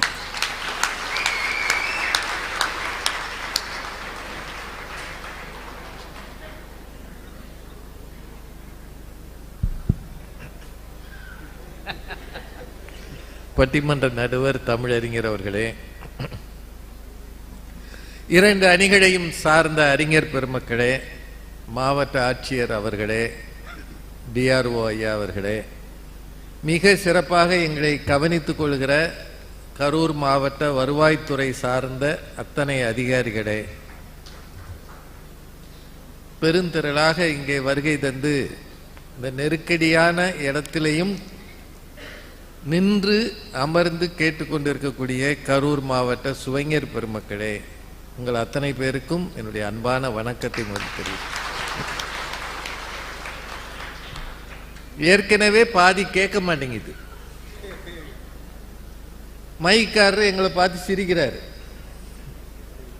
இதுல எனக்கு ஒரே ஒரு விஷயம்தான் கேட்டது, எங்க அணி முழுக்க பொய் சொல்றாங்கன்ற ஒரு விஷயம். அப்படின்னு சொல்றாங்க. நாங்க 3 பேருமே பொய் சொல்றதுல PhD வாங்கின ஆளுங்க. அதுல பெரிய PhD முதல்ல இருக்கிறாரு, நடுவில் இருக்கிறவர் சின்ன PhD. நான் இப்பதான் படிச்சுக்கிட்டு இருக்கிறேன். ஆண்களை பத்தி குறைவாக பேசுவது என்பது இப்ப பெண்களுக்கு வாடிக்கையாகவும் வேடிக்கையாகவும் போய்விட்டது. சமீபமாக இப்ப பேசிய கவிதா ஜவஹர் அதற்கு விதிவிலக்கு இல்லை. அவர் சொன்னதுல ஆட்டோல எழுதி போட்டதை பார்த்தது இயல்பு, அது உண்மை. அடுத்தது ஒரு கல்லூரியில ரப்பர் செருப்பும் உண்மை. அதை பேசினா அதுக்கு மறுப்பு சொல்லணுமே தவிர இவர் ஏன் பள்ளிக்கூடத்துக்கு போனதை பத்தி சொல்லலைன்னு அவங்க கேட்குறாங்க. இப்ப தலைப்பு அதுவா? இவர் பள்ளிக்கூடம் போனாரா, அட்டெண்டன்ஸ் எடுத்தாரா, மத்தியானம் சத்துணவு போட்டாரா, காலையில் காலை உணவு போட்டாரா, இல்லை பயல்களை அவ்வப்போது கூப்பிட்டு கண்டிச்சு, அதெல்லாம் கேள்வி கிடையாது. அவர் என்ன பார்த்தாரோ அதை சொன்னார்.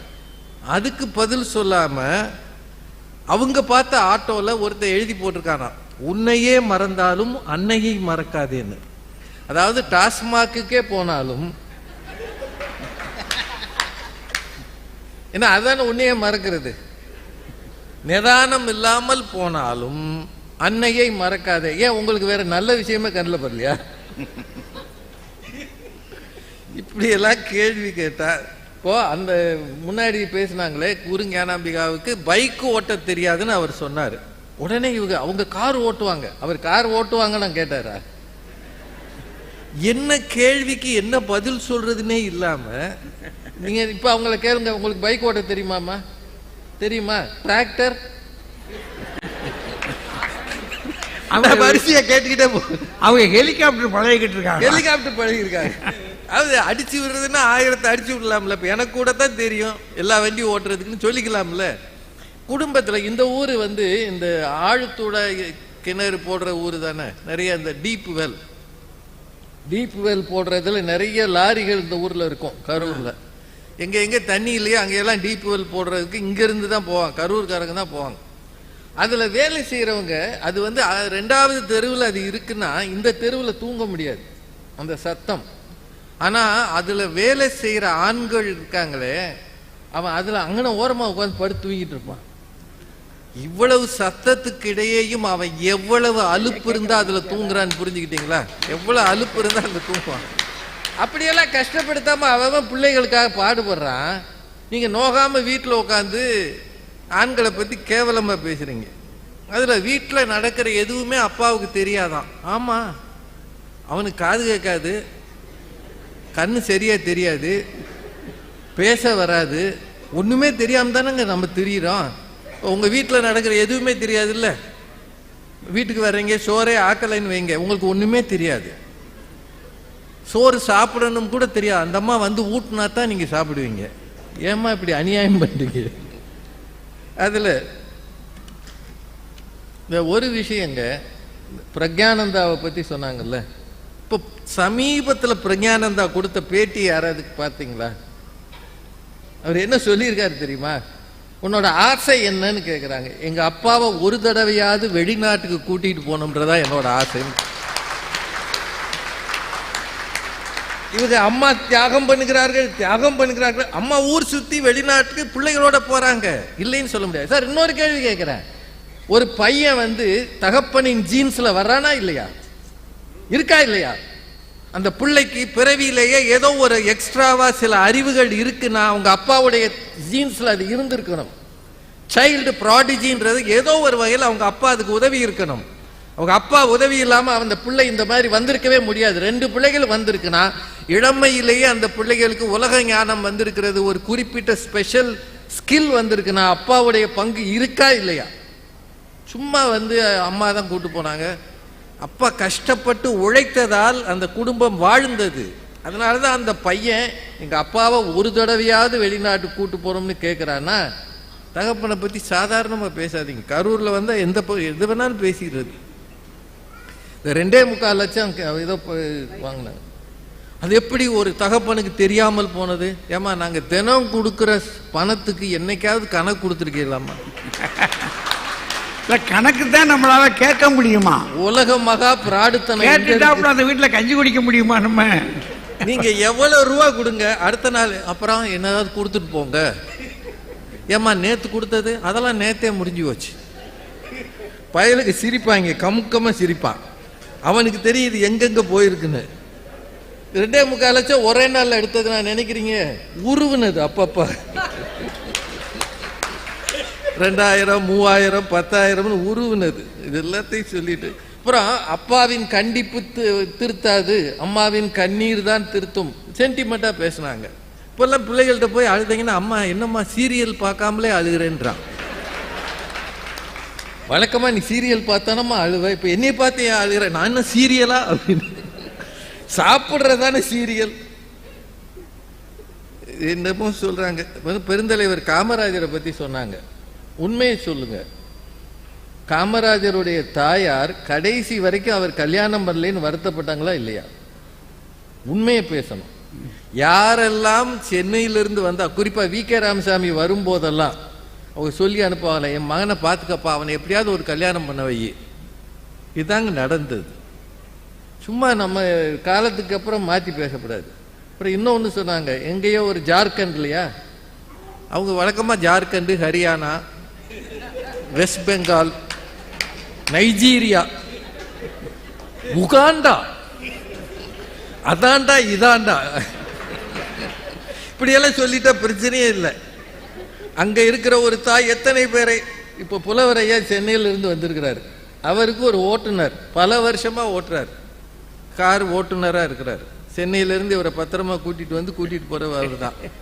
ரொம்ப கஷ்டப்பட்டு டிரைவர் வேலை பார்த்து அவர் 2 பிள்ளைகளையும் நல்லா படிக்க வச்சு ஃபாரின்ல உட்கார வச்சிருக்கிறார். அவர் என்னை பார்த்து சொன்னார், அவர் பேர் மணி, நான் ஜார்க்கண்டுக்கெல்லாம் போகலம்மா, இங்க கரூர்ல இந்த கூட்டத்தில் இருக்கிறாரு. 2 பிள்ளைகளையும் வெளிநாட்டில் இன்னைக்கு அவங்க இருக்கிறாங்கன்னா யாராலும் முடியுமா? கஷ்டப்படுறது தகப்பனாலையும் முடியும். சும்மா ஜார்க்கண்ட்ல இருக்காரு, திரி மெழுகு. அந்த அம்மா முதல்ல பேசினாங்களே, அடேங்கப்பா, வருமானத்துக்கு மீறி செல்வாங்கி தருவது தகப்பனார். நிஜமாவா? நீங்க இவ்வளவு பெண்கள் இருக்கீங்களா, சும்மா கூட்டத்துக்கு கை தட்டுறதுல அப்புறம் வச்சுக்கோங்க. அப்பாவுக்கு தெரியாம பிள்ளைகளுக்கு காசு கொடுக்கறது யார்? இதுக்கு நேர்மையா பதில் சொல்லுங்க. இல்லம்மா, நீங்க அப்புறம் வீட்டுக்கு போனேன்னு உங்களுக்கு தூக்கம் வராது.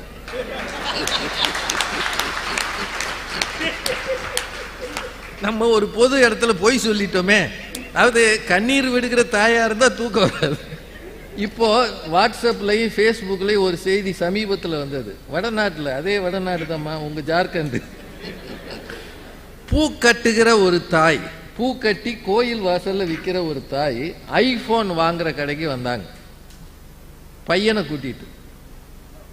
அந்த ஐபோன் நெருக்கி 1 லட்சம் ரூபாய். அது என் மகன் ரொம்ப விரும்புறான்னு வாங்கி கொடுத்தாங்க. அதை பத்தி செய்திகள் நிறைய விமர்சனங்கள் வந்தது, கமெண்ட்ஸ் வந்தது. பல பேர் சொன்னாங்க, உன் குடும்ப நிலைமை என்ன, தினசரி பூ கட்டி தான் நீ குடும்பம் நடத்துற, நீ உன் பிள்ளைக்காக இவ்வளவு காஸ்ட்லியா செலவழிக்கலாமா, நீ ஒரு நல்ல தாயான்னு நிறைய பேர் போட்டிருந்தான். தகப்பனால அப்படி செய்ய முடியாது, அவன் தான் கடை வாங்குறான், அவனுக்கு தெரியும். பிள்ளைகள் மீது அன்பை செலுத்துவதன் மூலம் செல்லம் கொடுக்கிறது அம்மாக்கள் தான் பிள்ளைகளை கெடுக்கிறாங்கன்றது உண்மையா இல்லையா? அப்புறம் இன்னொன்னு சார், அப்பாக்கள் ரோல் மாடலா இருந்து கெடுக்கிறாங்கன்னு அவங்க சொன்னாங்க. கொஞ்சம் பேர் குடிக்கிறாங்க, கொஞ்சம் பேர் தவறான வேலைகளுக்கு போறாங்க. ஆனா உங்ககிட்ட நேர்மையா கேட்கிறேன், இந்த ஊர்ல எல்லாரும் குடிகாரர்களா? எல்லாரும் குடிகாரர்களா? எல்லாரும் தவறான இடத்துக்கு போறாங்களா? எல்லாரும் ரம்மி சர்க்கிள் விளையாடுறானா? இல்ல இல்ல, அவ கண்ணீர் விட்டு உழைக்கிறான். கரூர் மாதிரி ஊர்ல வந்து ஒவ்வொரு நேரத்தையும் காசாக்குகிற ஒரு ஊர் இது. தமிழக வரலாற்றுல கரூர் சைலண்டா எவ்வளவு புரட்சி பண்ணிட்டு இருக்குன்னு தெரியுமா? இப்ப பைய வாங்கியிருக்கீங்களே, அதுல இருக்கிறது எத்தனை ஆண்களின் உழைப்பு தெரியுமா? இந்த மாதிரி விதவிதமான பொருட்கள் இங்கிருந்து கிடைக்குது. நிஜமா சொல்றேன், நான் நிறைய புத்தக கண்காட்சி பார்த்திருக்கோம். இவ்வளவு அழகான ஒரு பை போட்டு கொடுத்தது மறைச்சு வச்சுட்டாங்க பாரு. கரூர் புத்தக திருவிழான்னு, அது கரூருடைய விசேஷங்கள்ல ஒன்று இல்ல, ரொம்ப விசேஷமானது. அப்புறம் இன்னொன்று ஒன்று மட்டும் சொல்லிடுறேன். இந்த பேரண்ட்ஸ் மீட்டிங்கு போறது ஆண்களா பெண்களான்னு ஒரு கேள்வி வந்தது. அதை பெண்கள் தாங்க அதிகம் போவாங்க. அதுக்குன்னு ஒரு மேக்கப் போட்டு அடிக்கடி நான் ஸ்கூலுக்கு போறேனே, எனக்கு ஒரு 2 சாரி வாங்கி தரீங்களா? இதெல்லாம் முன்னாடி காலம். சாரி வாங்கி தர்றீங்களா? அது முன்னாடி காலம். இப்போ ஆன்லைன்ல ஆர்டர் பண்ணி அது வந்து வீட்டில் பொத்து பொத்துன்னு விழுந்து அதை திரும்பி ரீபேக் பண்ணி நம்ம அனுப்பி, ஏன்னா ஆன்லைன்ல ஆர்டர் பண்ணும்போது அழகா தெரியும், வீட்டுக்கு வந்த பிறகு கேவலமா இருக்கும். அதாவது மேக்கப் கலைத்த மணப்பெண் மாதிரி இருக்கும். அது இதை திருப்பி அனுப்பி விட்டு இவ்வளவும் பண்றது யாரு? தயவு செய்து சொல்லுங்க. ஒண்ணு மட்டும் சொல்லி நிறைவு செய்கிறேன். அப்பாவின் குறைகளை அப்படியே ஏதாவது 1-2 இருந்தா பிள்ளைகள் முன்னாடி சொல்லுகிற தாய் பிள்ளைகளுக்கு நல்ல வழி காட்டுபவரா? இந்த கேள்வியை நீங்க எல்லாரும் கேட்டுக்கங்க. அப்பாவிட்ட ஏதோ ஒரு குறை இருக்கு, அப்பன் தவறு பிள்ளைக்கு தெரிந்தால் அவனுக்கும் வெட்கம் இல்லை அப்படின்னு ஒரு பாட்டு இருக்கு. தனக்கும் தன் கணவனுக்குமான நெருக்கடிகளை பிரச்சனைகளை பிள்ளைகள் முன்னால் போட்டு உடைக்கிற தாய் பிள்ளைகளுக்கு நல்ல வழி காட்டுறவங்களா? யோசிச்சு பாருங்க. இதெல்லாம் தகப்பன் தான் உலகம் சுற்றி வருபவன். உங்களால போய் ஒரு பள்ளிக்கூடத்தில் அட்மிஷன் வாங்க முடியுமா? அப்பா துணை இல்லாம ஒரு அட்மிஷன் போக முடியுமா? இல்ல எங்கேயாவது ஒரு இடத்துல பொது இடத்துல போய் நிக்க முடியுமா? தந்தை என்கிறவன் தான் உலகிற்கு நம்மை தந்தவன். அப்பாவுடைய ஜீன்ஸ்ல தான் அது இருக்கு. யுவன் சங்கர் ராஜான்னு ஒரு மிகப்பெரிய இசையமைப்பாளர், இன்னைக்கு இளைஞர்களின் ஹார்ட் த்ராப். இளையராஜா என்கிற இசை மேதை இல்லை என்றால் இப்படி ஒரு பெரிய வளர்ச்சி இருந்திருக்காது. இளையராஜான்றவர் தான், அவருடைய ஜீன்ஸ்ல வந்தவர் தான் யுவன் சங்கர் ராஜா. யோசிச்சு பார்த்தீங்கன்னா எத்தனையோ இருக்கு.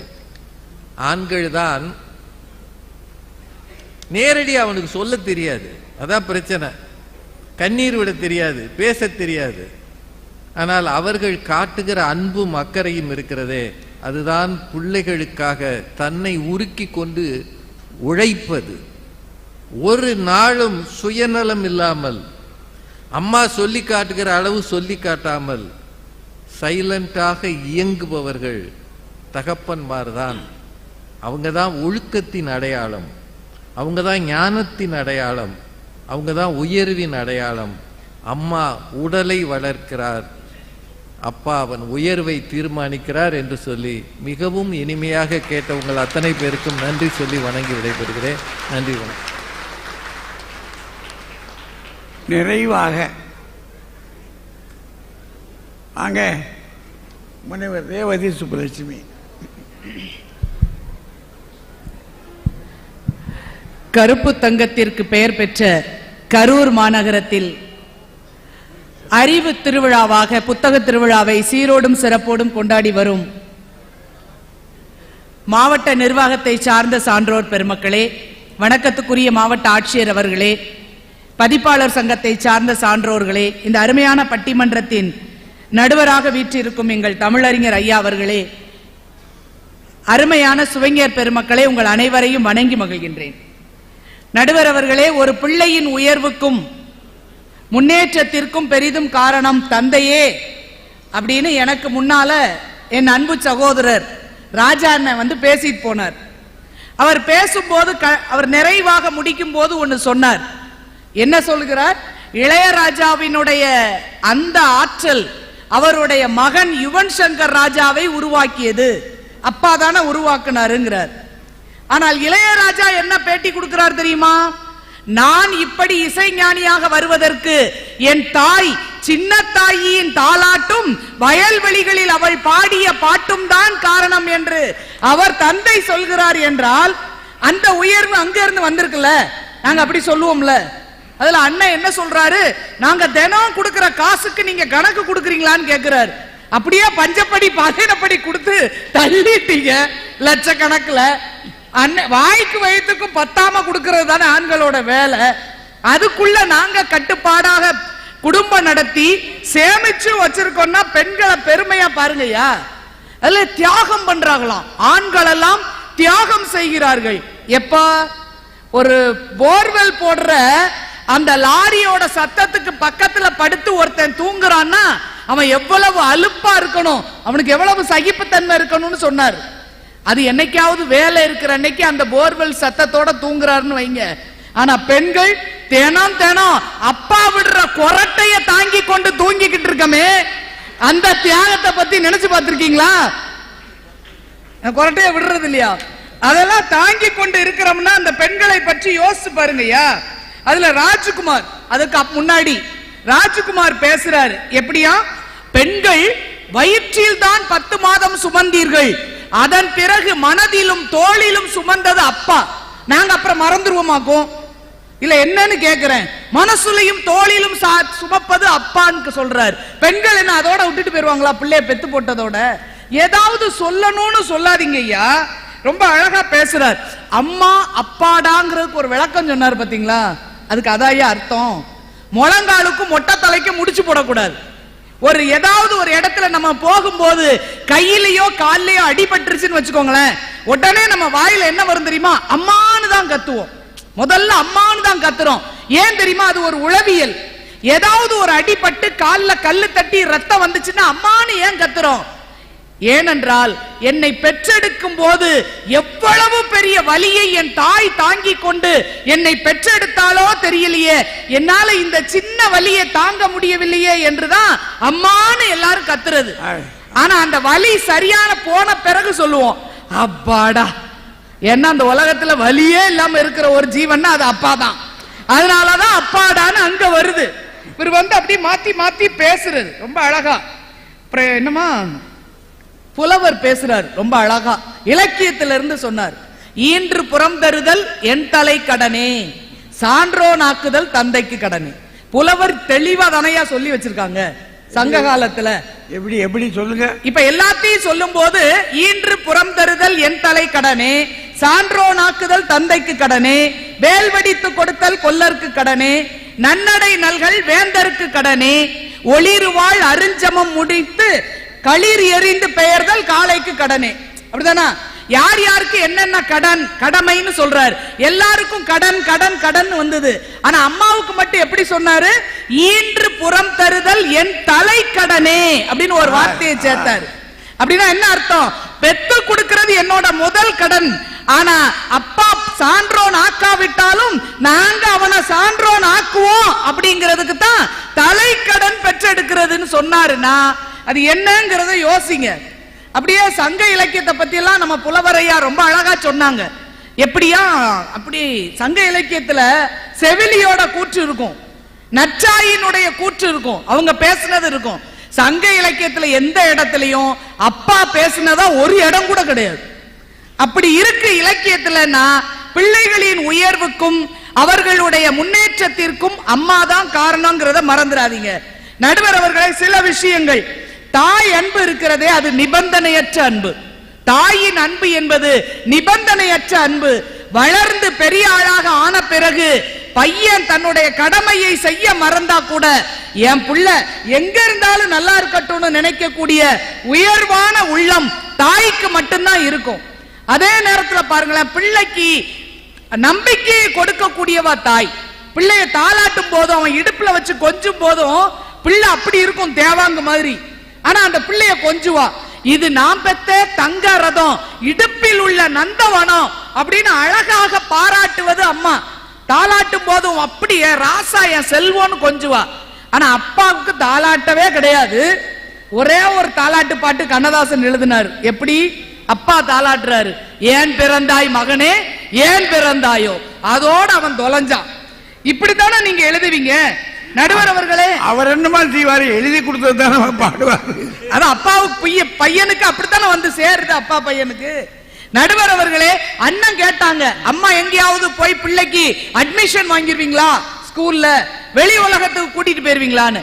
நடுவர் அவர்களே, இன்றைக்கு பல தந்தைகள் வெளி ஊர்ல வெளிநாட்டுல இருக்கும் போது குடும்பத்தையும் பிள்ளைகளையும் கண்ணும் கருத்துமாக கவனித்து வளர்த்து வரக்கூடியவர்கள் அத்தனை பேர் அம்மாவா தான் இருக்காங்க.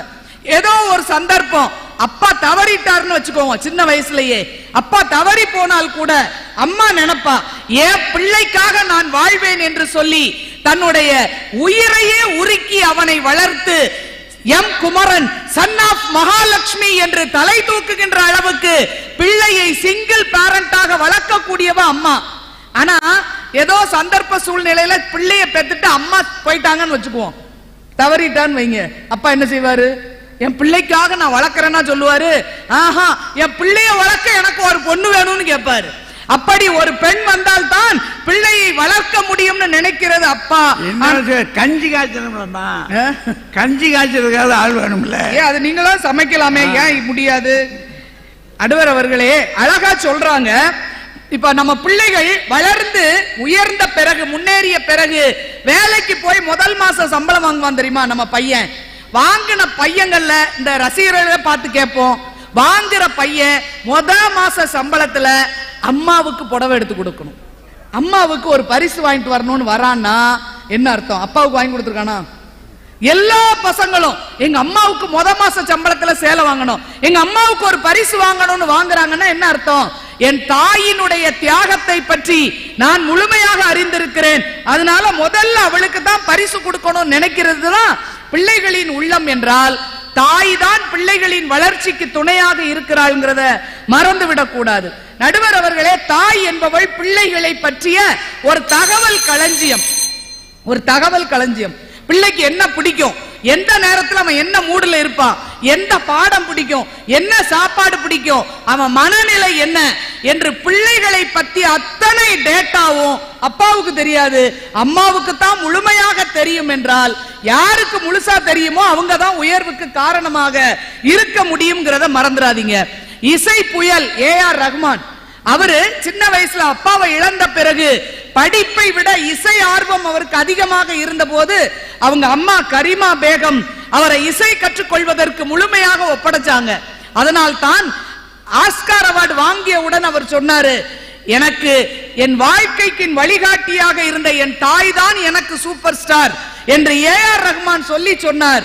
எனக்கு இசை கருவிகள் எல்லாம் வாங்க வேண்டியது இருந்தது, அப்ப வீட்டுல பணம் இல்ல, ஆனா அம்மா அவளோட மகளுக்காக சேர்த்து வைத்த, திருமணத்துக்காக சேர்த்து வைத்த நகை அத்தனையும் பிள்ளைக்காக கொடுத்து இவன் உயர்வாக வருவான் என்று நம்பி கொடுத்ததால் தான் நான் இந்த விருதை பெற முடிந்தது என்று சொல்கிறார் என்றால், பிள்ளைகள் மேல் முழு நம்பிக்கை வைத்து வளர்த்தெடுக்க கூடியவர்கள் தாய் என்பதை மறந்து விடாதீர்கள். நடுவர் அவர்களே, அப்பா வளர்ப்பாரு, ஆனா பிள்ளைக்கு முடியாம இருக்கும் போதோ இல்ல பிள்ளைகள் ஒரு மாற்றுத்திறன் உடையவர்களாக இருந்தாலோ அப்பா அவ்வளவு பொறுமையாக கூட இருந்து வளர்ப்பாங்கன்னு சொல்ல முடியாது இல்லையா? உடல் நலம் இல்லாம இருக்கும் போதோ மாற்றுத்திறனுடைய குழந்தைகள், மன வளர்ச்சி குறைந்த குழந்தைகள் என்றால் ரொம்ப பொறுமையா பிள்ளைகளோடயே இருந்து அவங்களை முன்னேறுவதற்கு அப்பா வாழ முடியாது. ஆனா தாய் செய்வா, முழுமையும் என் பிள்ளையே உலகம் என்று அந்த பிள்ளைகளை உயர்த்துபவள் தாய். நம்முடைய எழுத்தாளர் சுந்தர ராமசாமி அவருடைய சிறு வயதில் உடல் நல குறைவு ஏற்பட்டு நடக்க முடியாம படுக்கையில் இருந்த போது அவர் தாய் பக்கத்துல உட்கார்ந்து புதுமை பித்தன் கதைகளை எல்லாம் வாசிச்சு காட்டினாங்களாம். அப்படி வாசித்து காட்டியதுதான் பின்னால் ஒரு எழுத்தாளராக நான் வருவதற்கு காரணமாக அமைந்தது என்று சொல்கிறார் என்றால், அப்படி பிள்ளைகளின் உயர்வுக்கும் வளர்ச்சிக்கும் காரணமாக பெண்கள் தான் இருக்க முடியும். நடுவர் அவர்களே, ஒரே செய்தியோடு நிறைவு செய்கின்றேன். ஒருவர் சொன்னார், என் உலகமே அம்மாதான், என் தாய் தான் எனக்கு பஞ்சபூதமாகவும் இருக்கிறாள். நீ என் நிலம் என்னை தாங்கியதால், நீ என் நீர் நான் உன்னை பருகியதால், நீ என் காற்று உன் மூலம் நான் சுவாசித்ததால், நீ என் ஒளி என் வாழ்க்கைக்கு வெளிச்சம் கொடுத்ததால், நீ என் வானம் என்னை எப்போதும் கவனித்துக் கொண்டிருப்பதால் என்று ஒரு மனிதன் தன் தாயை பார்த்து மட்டும்தான் சொல்ல முடியும் என்றால், ஒரு பிள்ளையின் உயர்வுக்கும் முன்னேற்றத்திற்கும் பெரும் காரணமாக இருக்கக்கூடியவர் தந்தையை விட தாயே என்று கூறி வாய்ப்புக்கு நன்றி பாராட்டி விடைபெறுகிறேன். நன்றி, வணக்கம். பெரியோர்களே, கரூர் மக்களை ரொம்ப பாராட்டணும். இவ்வளவு நேரமாக காத்திருந்தது மட்டுமல்ல, கவனிச்சு கேட்டது மட்டுமல்ல, என்னதான் முடிவுகளை சொல்றாங்க கேட்டுட்டு போவோம் அப்படின்னு பொறுமையா உட்கார்ந்து இருக்கிறீங்க பாருங்க. முதல்ல உங்களுக்கு வாழ்த்து சொல்லிக்கிறேன். அதுல மாவட்ட ஆட்சியர் அவர்கள், அது மட்டுமல்ல, அவர் எங்களுக்கு கூட்டத்தை தொடங்கி வச்சிருக்கக்கூடிய அவர் இருக்காரு, இவங்க எல்லாம் சேர்ந்து வருவாய்த்துறை கோட்ட ஆட்சியரா இவங்களெல்லாம் உட்கார்ந்து இருந்து கேட்கிற இந்த காட்சி இருக்கு பாருங்க, ஒரு தனிப்பட்ட முறையில் ரொம்ப அருமையாக செய்திருக்கிறாங்க. ஒன்று, வந்தவங்களுக்கெல்லாம் புத்தகத்தை கொடுத்துருக்காங்க, அருமையான புத்தகத்தை. ரெண்டாவது, இங்கிருந்து வீட்டுக்கு போகும்போது ஒரு பையன் தூக்கிட்டு போகும்படி. அதனால இன்னைக்கு பேச்சாளர் பெருமக்களுக்கெல்லாம் ரொம்ப சந்தோஷம். அதுக்கு காரணம் இங்க இருக்கக்கூடிய குவாரியில் இருக்கக்கூடிய பெரியவங்க, இந்த அரசு துறை சார்ந்த அறிஞர்கள் எல்லாருமாக சேர்ந்து இதை செய்திருக்கிறாங்க. எல்லாருக்கும் எங்களுடைய வாழ்த்துக்கள். பெரியவர்களே, சுருக்கமா இதை சொல்றா இருந்தா, தலைப்புல பிள்ளைகளின் வளர்ச்சி, முதல்ல அதை பார்க்கணும். வளர்ச்சி எதில் இருக்கும்? உடலில் வளர்ச்சி இருக்கும், உள்ளத்துல வளர்ச்சி இருக்கும், அறிவுல வளர்ச்சி இருக்கும். 3 துறை இருக்கு. வளர்ச்சி அப்படின்னா பிள்ளை வளரணும்ல, நேற்று இருந்த நிலையிலே இருக்க முடியாது, அது புறத்தோட்டத்தில் வளரணும். இப்போ அந்த வளர்ச்சிக்கு அடிப்படை காரணம் யாராக இருக்க முடியும்? அதுக்கு முதல்ல சோறு வேணும். உடல் வளருவதற்கு சோறு, உணவு வேணும். உணவு சம்பாதிச்சு கொடுக்கிறது அப்பா, சமைச்சு கொடுக்கிறது யாரு? நாவுக்கு ருசியாக கொடுக்கிறது யாரு? உணவில் சுவையை காண்பதற்கு வாய்ப்பு தருகிறது யார்?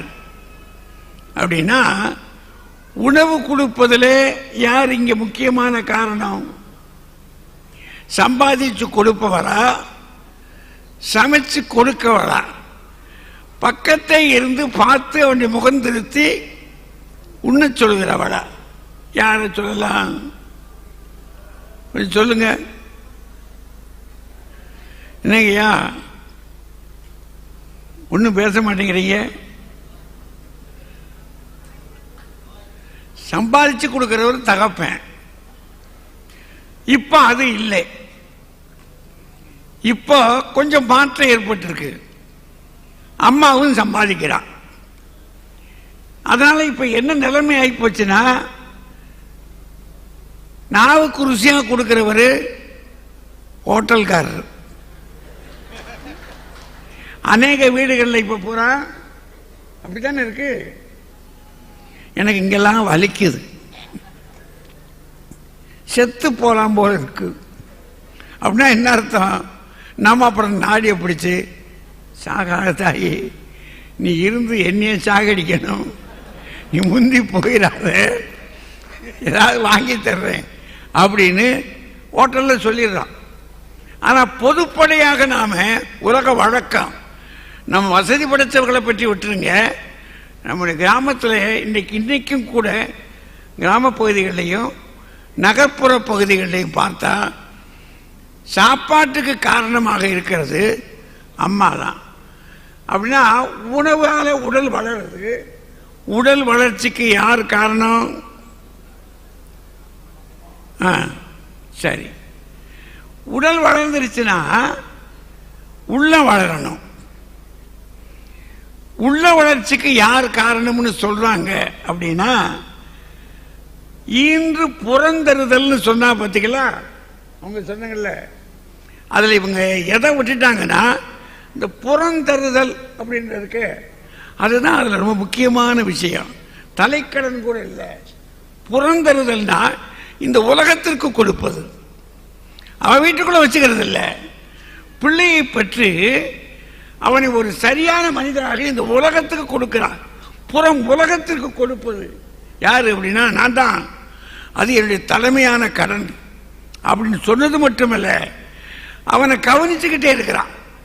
அவன் எப்படி இருக்கான், தான் போட்ட முதல் எப்படி இருக்கிறது, தன்னுடைய விளைச்சல் எப்படி இருக்கிறது, இதை கவனிச்சுக்கிட்டே இருக்கிறான். அதனாலதான் சான்றோன் என கேட்டதாய் திருவள்ளுவர் சொன்னார் பார்த்தீங்களா. இது எதுக்காக கேட்கிறானா, நான் வளைத்தது சரிதானா என்பதாக பார்த்து கொண்டே இருக்கிறான் அப்படின்றதுக்காகத்தான் அப்படி போடுறாங்க. அப்படின்னா இதை பார்க்கிற போது தாய்க்கு ஒரு பங்கு இருக்கிற மாதிரி தெரியுது இல்லையா? அவ்வளவுதானா? இதோடு நிறுத்திடலாமா? தாய்க்கு ஒரு பங்கு இருக்கு, அவ்வளவுதான். இதை ஏன் அப்படி சொல்றான்னா, அவன் ஒரு பள்ளிக்கூடத்துக்குள்ளேயே கிடக்கிறான். தாயினுடைய வயிறு இருக்கு பாருங்க, அங்கேயே ஆணும் சரி பெண்ணும் சரி படிக்க ஆரம்பிச்சிடுறாங்க. தாய் வயிற்றுக்குள்ளேயே கருவிலேயே படிக்காருங்க. கருவிலே திருவுடையார்னு சொல்றாங்க, கேட்டுக்கீங்களா? இந்த திருவுடையார் தான் வயிற்றில் இருக்கும் போதே. அதுக்கு ஏதாவது சான்று இருக்கா கேட்கலாம். அபிமன்யு ஒரு சான்று. அபிமன்யு படிச்சிருக்கீங்களா? மகாபாரதத்தில் பிரகலாதன் ஒரு சான்று. பிரகலாதன், அபிமன்யு இவங்களாம் சான்று.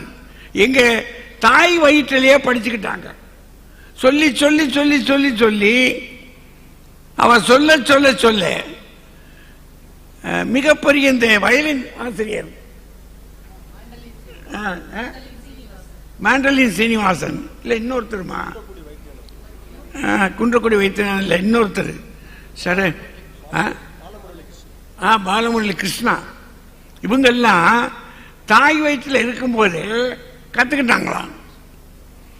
அப்படின்னா கல்வி என்பது தாய் வயிற்றில் இருக்கும்போதே தொடங்கிறது மட்டுமில்லை, பண்படுகிறார்கள், உள்ளத்தால் பண்படுகிறார்கள். அதனாலதான் என்ன செய்யறான் ஒரு அப்ரஹாம் லிங்கன் சொல்றாரு, எனக்கு ஏதாவது நல்ல குணங்கள் இருக்கும் என்று சொன்னால் அவை அத்தனைக்கும் என் தாய்க்கு நான் கடமைப்பட்டிருக்கிறேன். அப்படின்னா உடலை மட்டுமல்ல உள்ளத்துக்கும் பெரும் காரணமாக இருப்பது யார் அப்படின்னா தாயின்னு தெரியுது. இந்த வளர்ச்சியில் அறிவுக்கு பெரும்பாலும் அப்பா தான் காரணம் இருக்கணும். ஏன்னா இன்றைக்கு ஒரு 200 ஆண்டுகளாகத்தான் பெண்கள் படிக்கிறாங்க. 200 ஆண்டுகளாகத்தான் பெண்களுக்கு அறிவு வாசல் திறக்கப்பட்டிருக்கு. அதுக்கு முன்னாடி இல்லை, வீட்டுக்குள்ள தான் இருந்தாங்க, கல்வி கொடுக்கலை நாம. அப்ப அந்த காலத்தில் என்ன செஞ்சிருக்கிறாங்க, அப்பா தான் கொண்டு போய். அதனால்தான் சான்றோனாக்குதல் தந்தைக்கு கடனைனார். தந்தைக்கு ஒரு கடமை என்ன போட்டார், சான்றோன் அப்படி ஆக்குறதுனா அது தகப்பன் தான் பள்ளிக்கூடத்தை கொண்டு போய். இவர் சொன்னார் இல்லையா, பள்ளிக்கு விட்டலனே தந்தையாகிய பாதகனேனார். அப்பா தான் கொண்டு போய் சேர்த்தார். இப்போ என்னையெல்லாம் எங்கள் அப்பாவும் சேர்க்கல, எங்கள் அம்மாவும் சேர்க்கல. அது இன்னும் வில்லங்க விஷயம். நானாக போய் சேர்ந்துக்கிட்டேன். அப்படி சில பேர் இருப்பாங்க. அப்போ அந்த மாதிரி இருக்கிறவங்களை விட்டுருவோம், அதெல்லாம் விதிவிலக்கு. ஆனால் பெரும்பாலும் தகப்பன் சேர்த்திருக்கிறார். இதெல்லாம் 200 ஆண்டுகளுக்கு முன்னாடி. இப்ப அம்மாவும் படிக்கிறா, அப்பாவும் படிச்சிருக்கிறாரு, அம்மாவும் வேலைக்கு போறாங்க, அப்பாவும் வேலைக்கு போறாரு. ஆனா அப்பா பார்ப்பதை விட அம்மா பிள்ளைகளை கூர்ந்து கவனிக்கிறார். அதுல அநேகமா தொழில் பார்க்கக்கூடிய சாதாரண அப்பா ரிக்ஷா ஓட்டுறாருங்களே, அவர் ரிக்ஷா ஓட்டினார்னா அந்த வீட்டு தாய் ஒரு 10 வீட்டில் பாத்திரம் கழுவி இருப்பா, சாதாரண தொழில் பார்த்திருப்பா, அந்த பிள்ளையில படிக்க வச்சிருப்பா அந்த அம்மா. அப்ப அதை பார்க்கிற போது அறிவு என்ற விஷயம் வந்ததுன்னு சொன்னா அதுல தாயை விட தகப்பனுக்கு ஒரு பங்கு கொஞ்சம் கூடுதலாக இருக்கு என்று நாம் சொல்லலாம். அப்படின்ட்டு ஆச்சுங்களா. இப்போ வளர்ச்சி என்பது ஒன்று பார்த்துட்டோம். உயர்வு என்பது 2 உயர்வு இருக்கு. நம்ம ஊர்ல சம்பள உயர்வும் இருக்கு, பதவி உயர்வு இருக்கு. 2 உயர்வுல இருக்கு. அதோடு மட்டுமல்ல பண்பாட்டு உயர்வு. இந்த உயர்வுகளெல்லாம் அவன் முன்னுக்கு போறது, கல்வி நிறைய இருந்ததுன்னா அவன் என்ன ஆயிருப்பா, நல்ல சம்பளம், நல்ல பதவி கிடைக்கும், நல்ல சம்பளம் கிடைக்கும். அப்போ படிப்பு இருந்தா பதவி இருக்கு, நல்ல சம்பளமும் இருக்கு.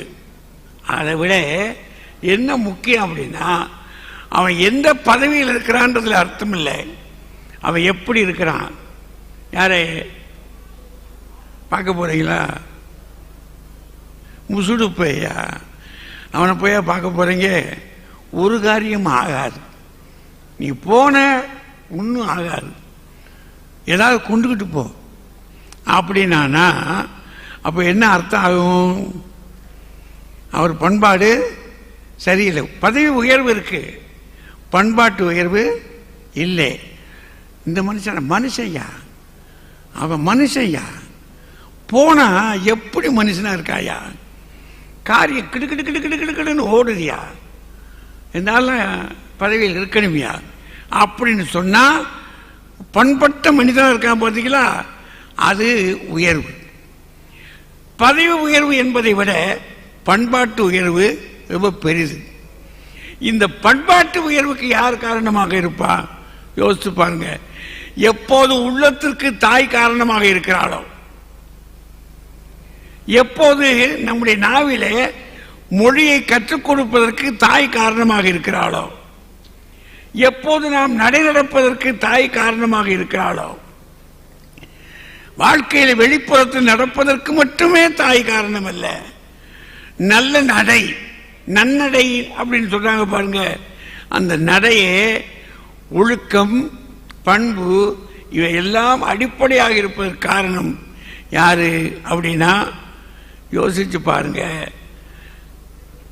2 விஷயம் உங்களுக்கு சொல்லலாம். ஒன்று, அது பெரும்பாலும் நமக்கு ராமாயணத்தை, கம்பராமாயணத்தை படித்தீங்கன்னா, நான் கம்பனை தான் சொல்கிறேன், ஒரு சில வரி அதில் பார்த்தீங்கன்னா, தசரதனை நீங்கள் பார்க்குற போது எப்படி இருக்கிறான், அவன் ராமனை நேசிக்கிறான், பரதனை ஏசுறான்.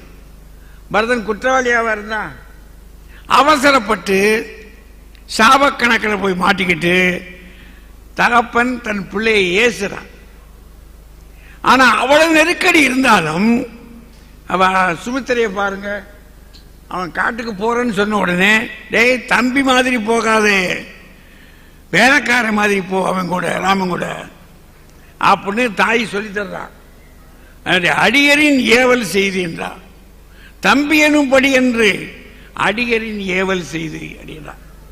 அவன் அப்படி சொன்னால கையை பரதனை பார்த்து என்ன சொல்றா, அடே அப்பா 1000 கோடி அமர்கள் அவரோ தெரியும் நம்மான்றா. அப்படின்னா யோசித்து பாருங்க, வீட்டில் இருக்க பெண்ணு பண்பற்றவளா இருக்கா, அவளுடைய பண்பாடு பிள்ளைகளை ஆக்கும், நல்லபடியாக ஆக்கும். இதை பார்க்கிற போது, படிக்கிற போது என்ன தெரியுதுன்னா, தகப்பன் குறை உள்ளவன் என்று தள்ளிவிட முடியாது, உயர்ந்தவன் தான்.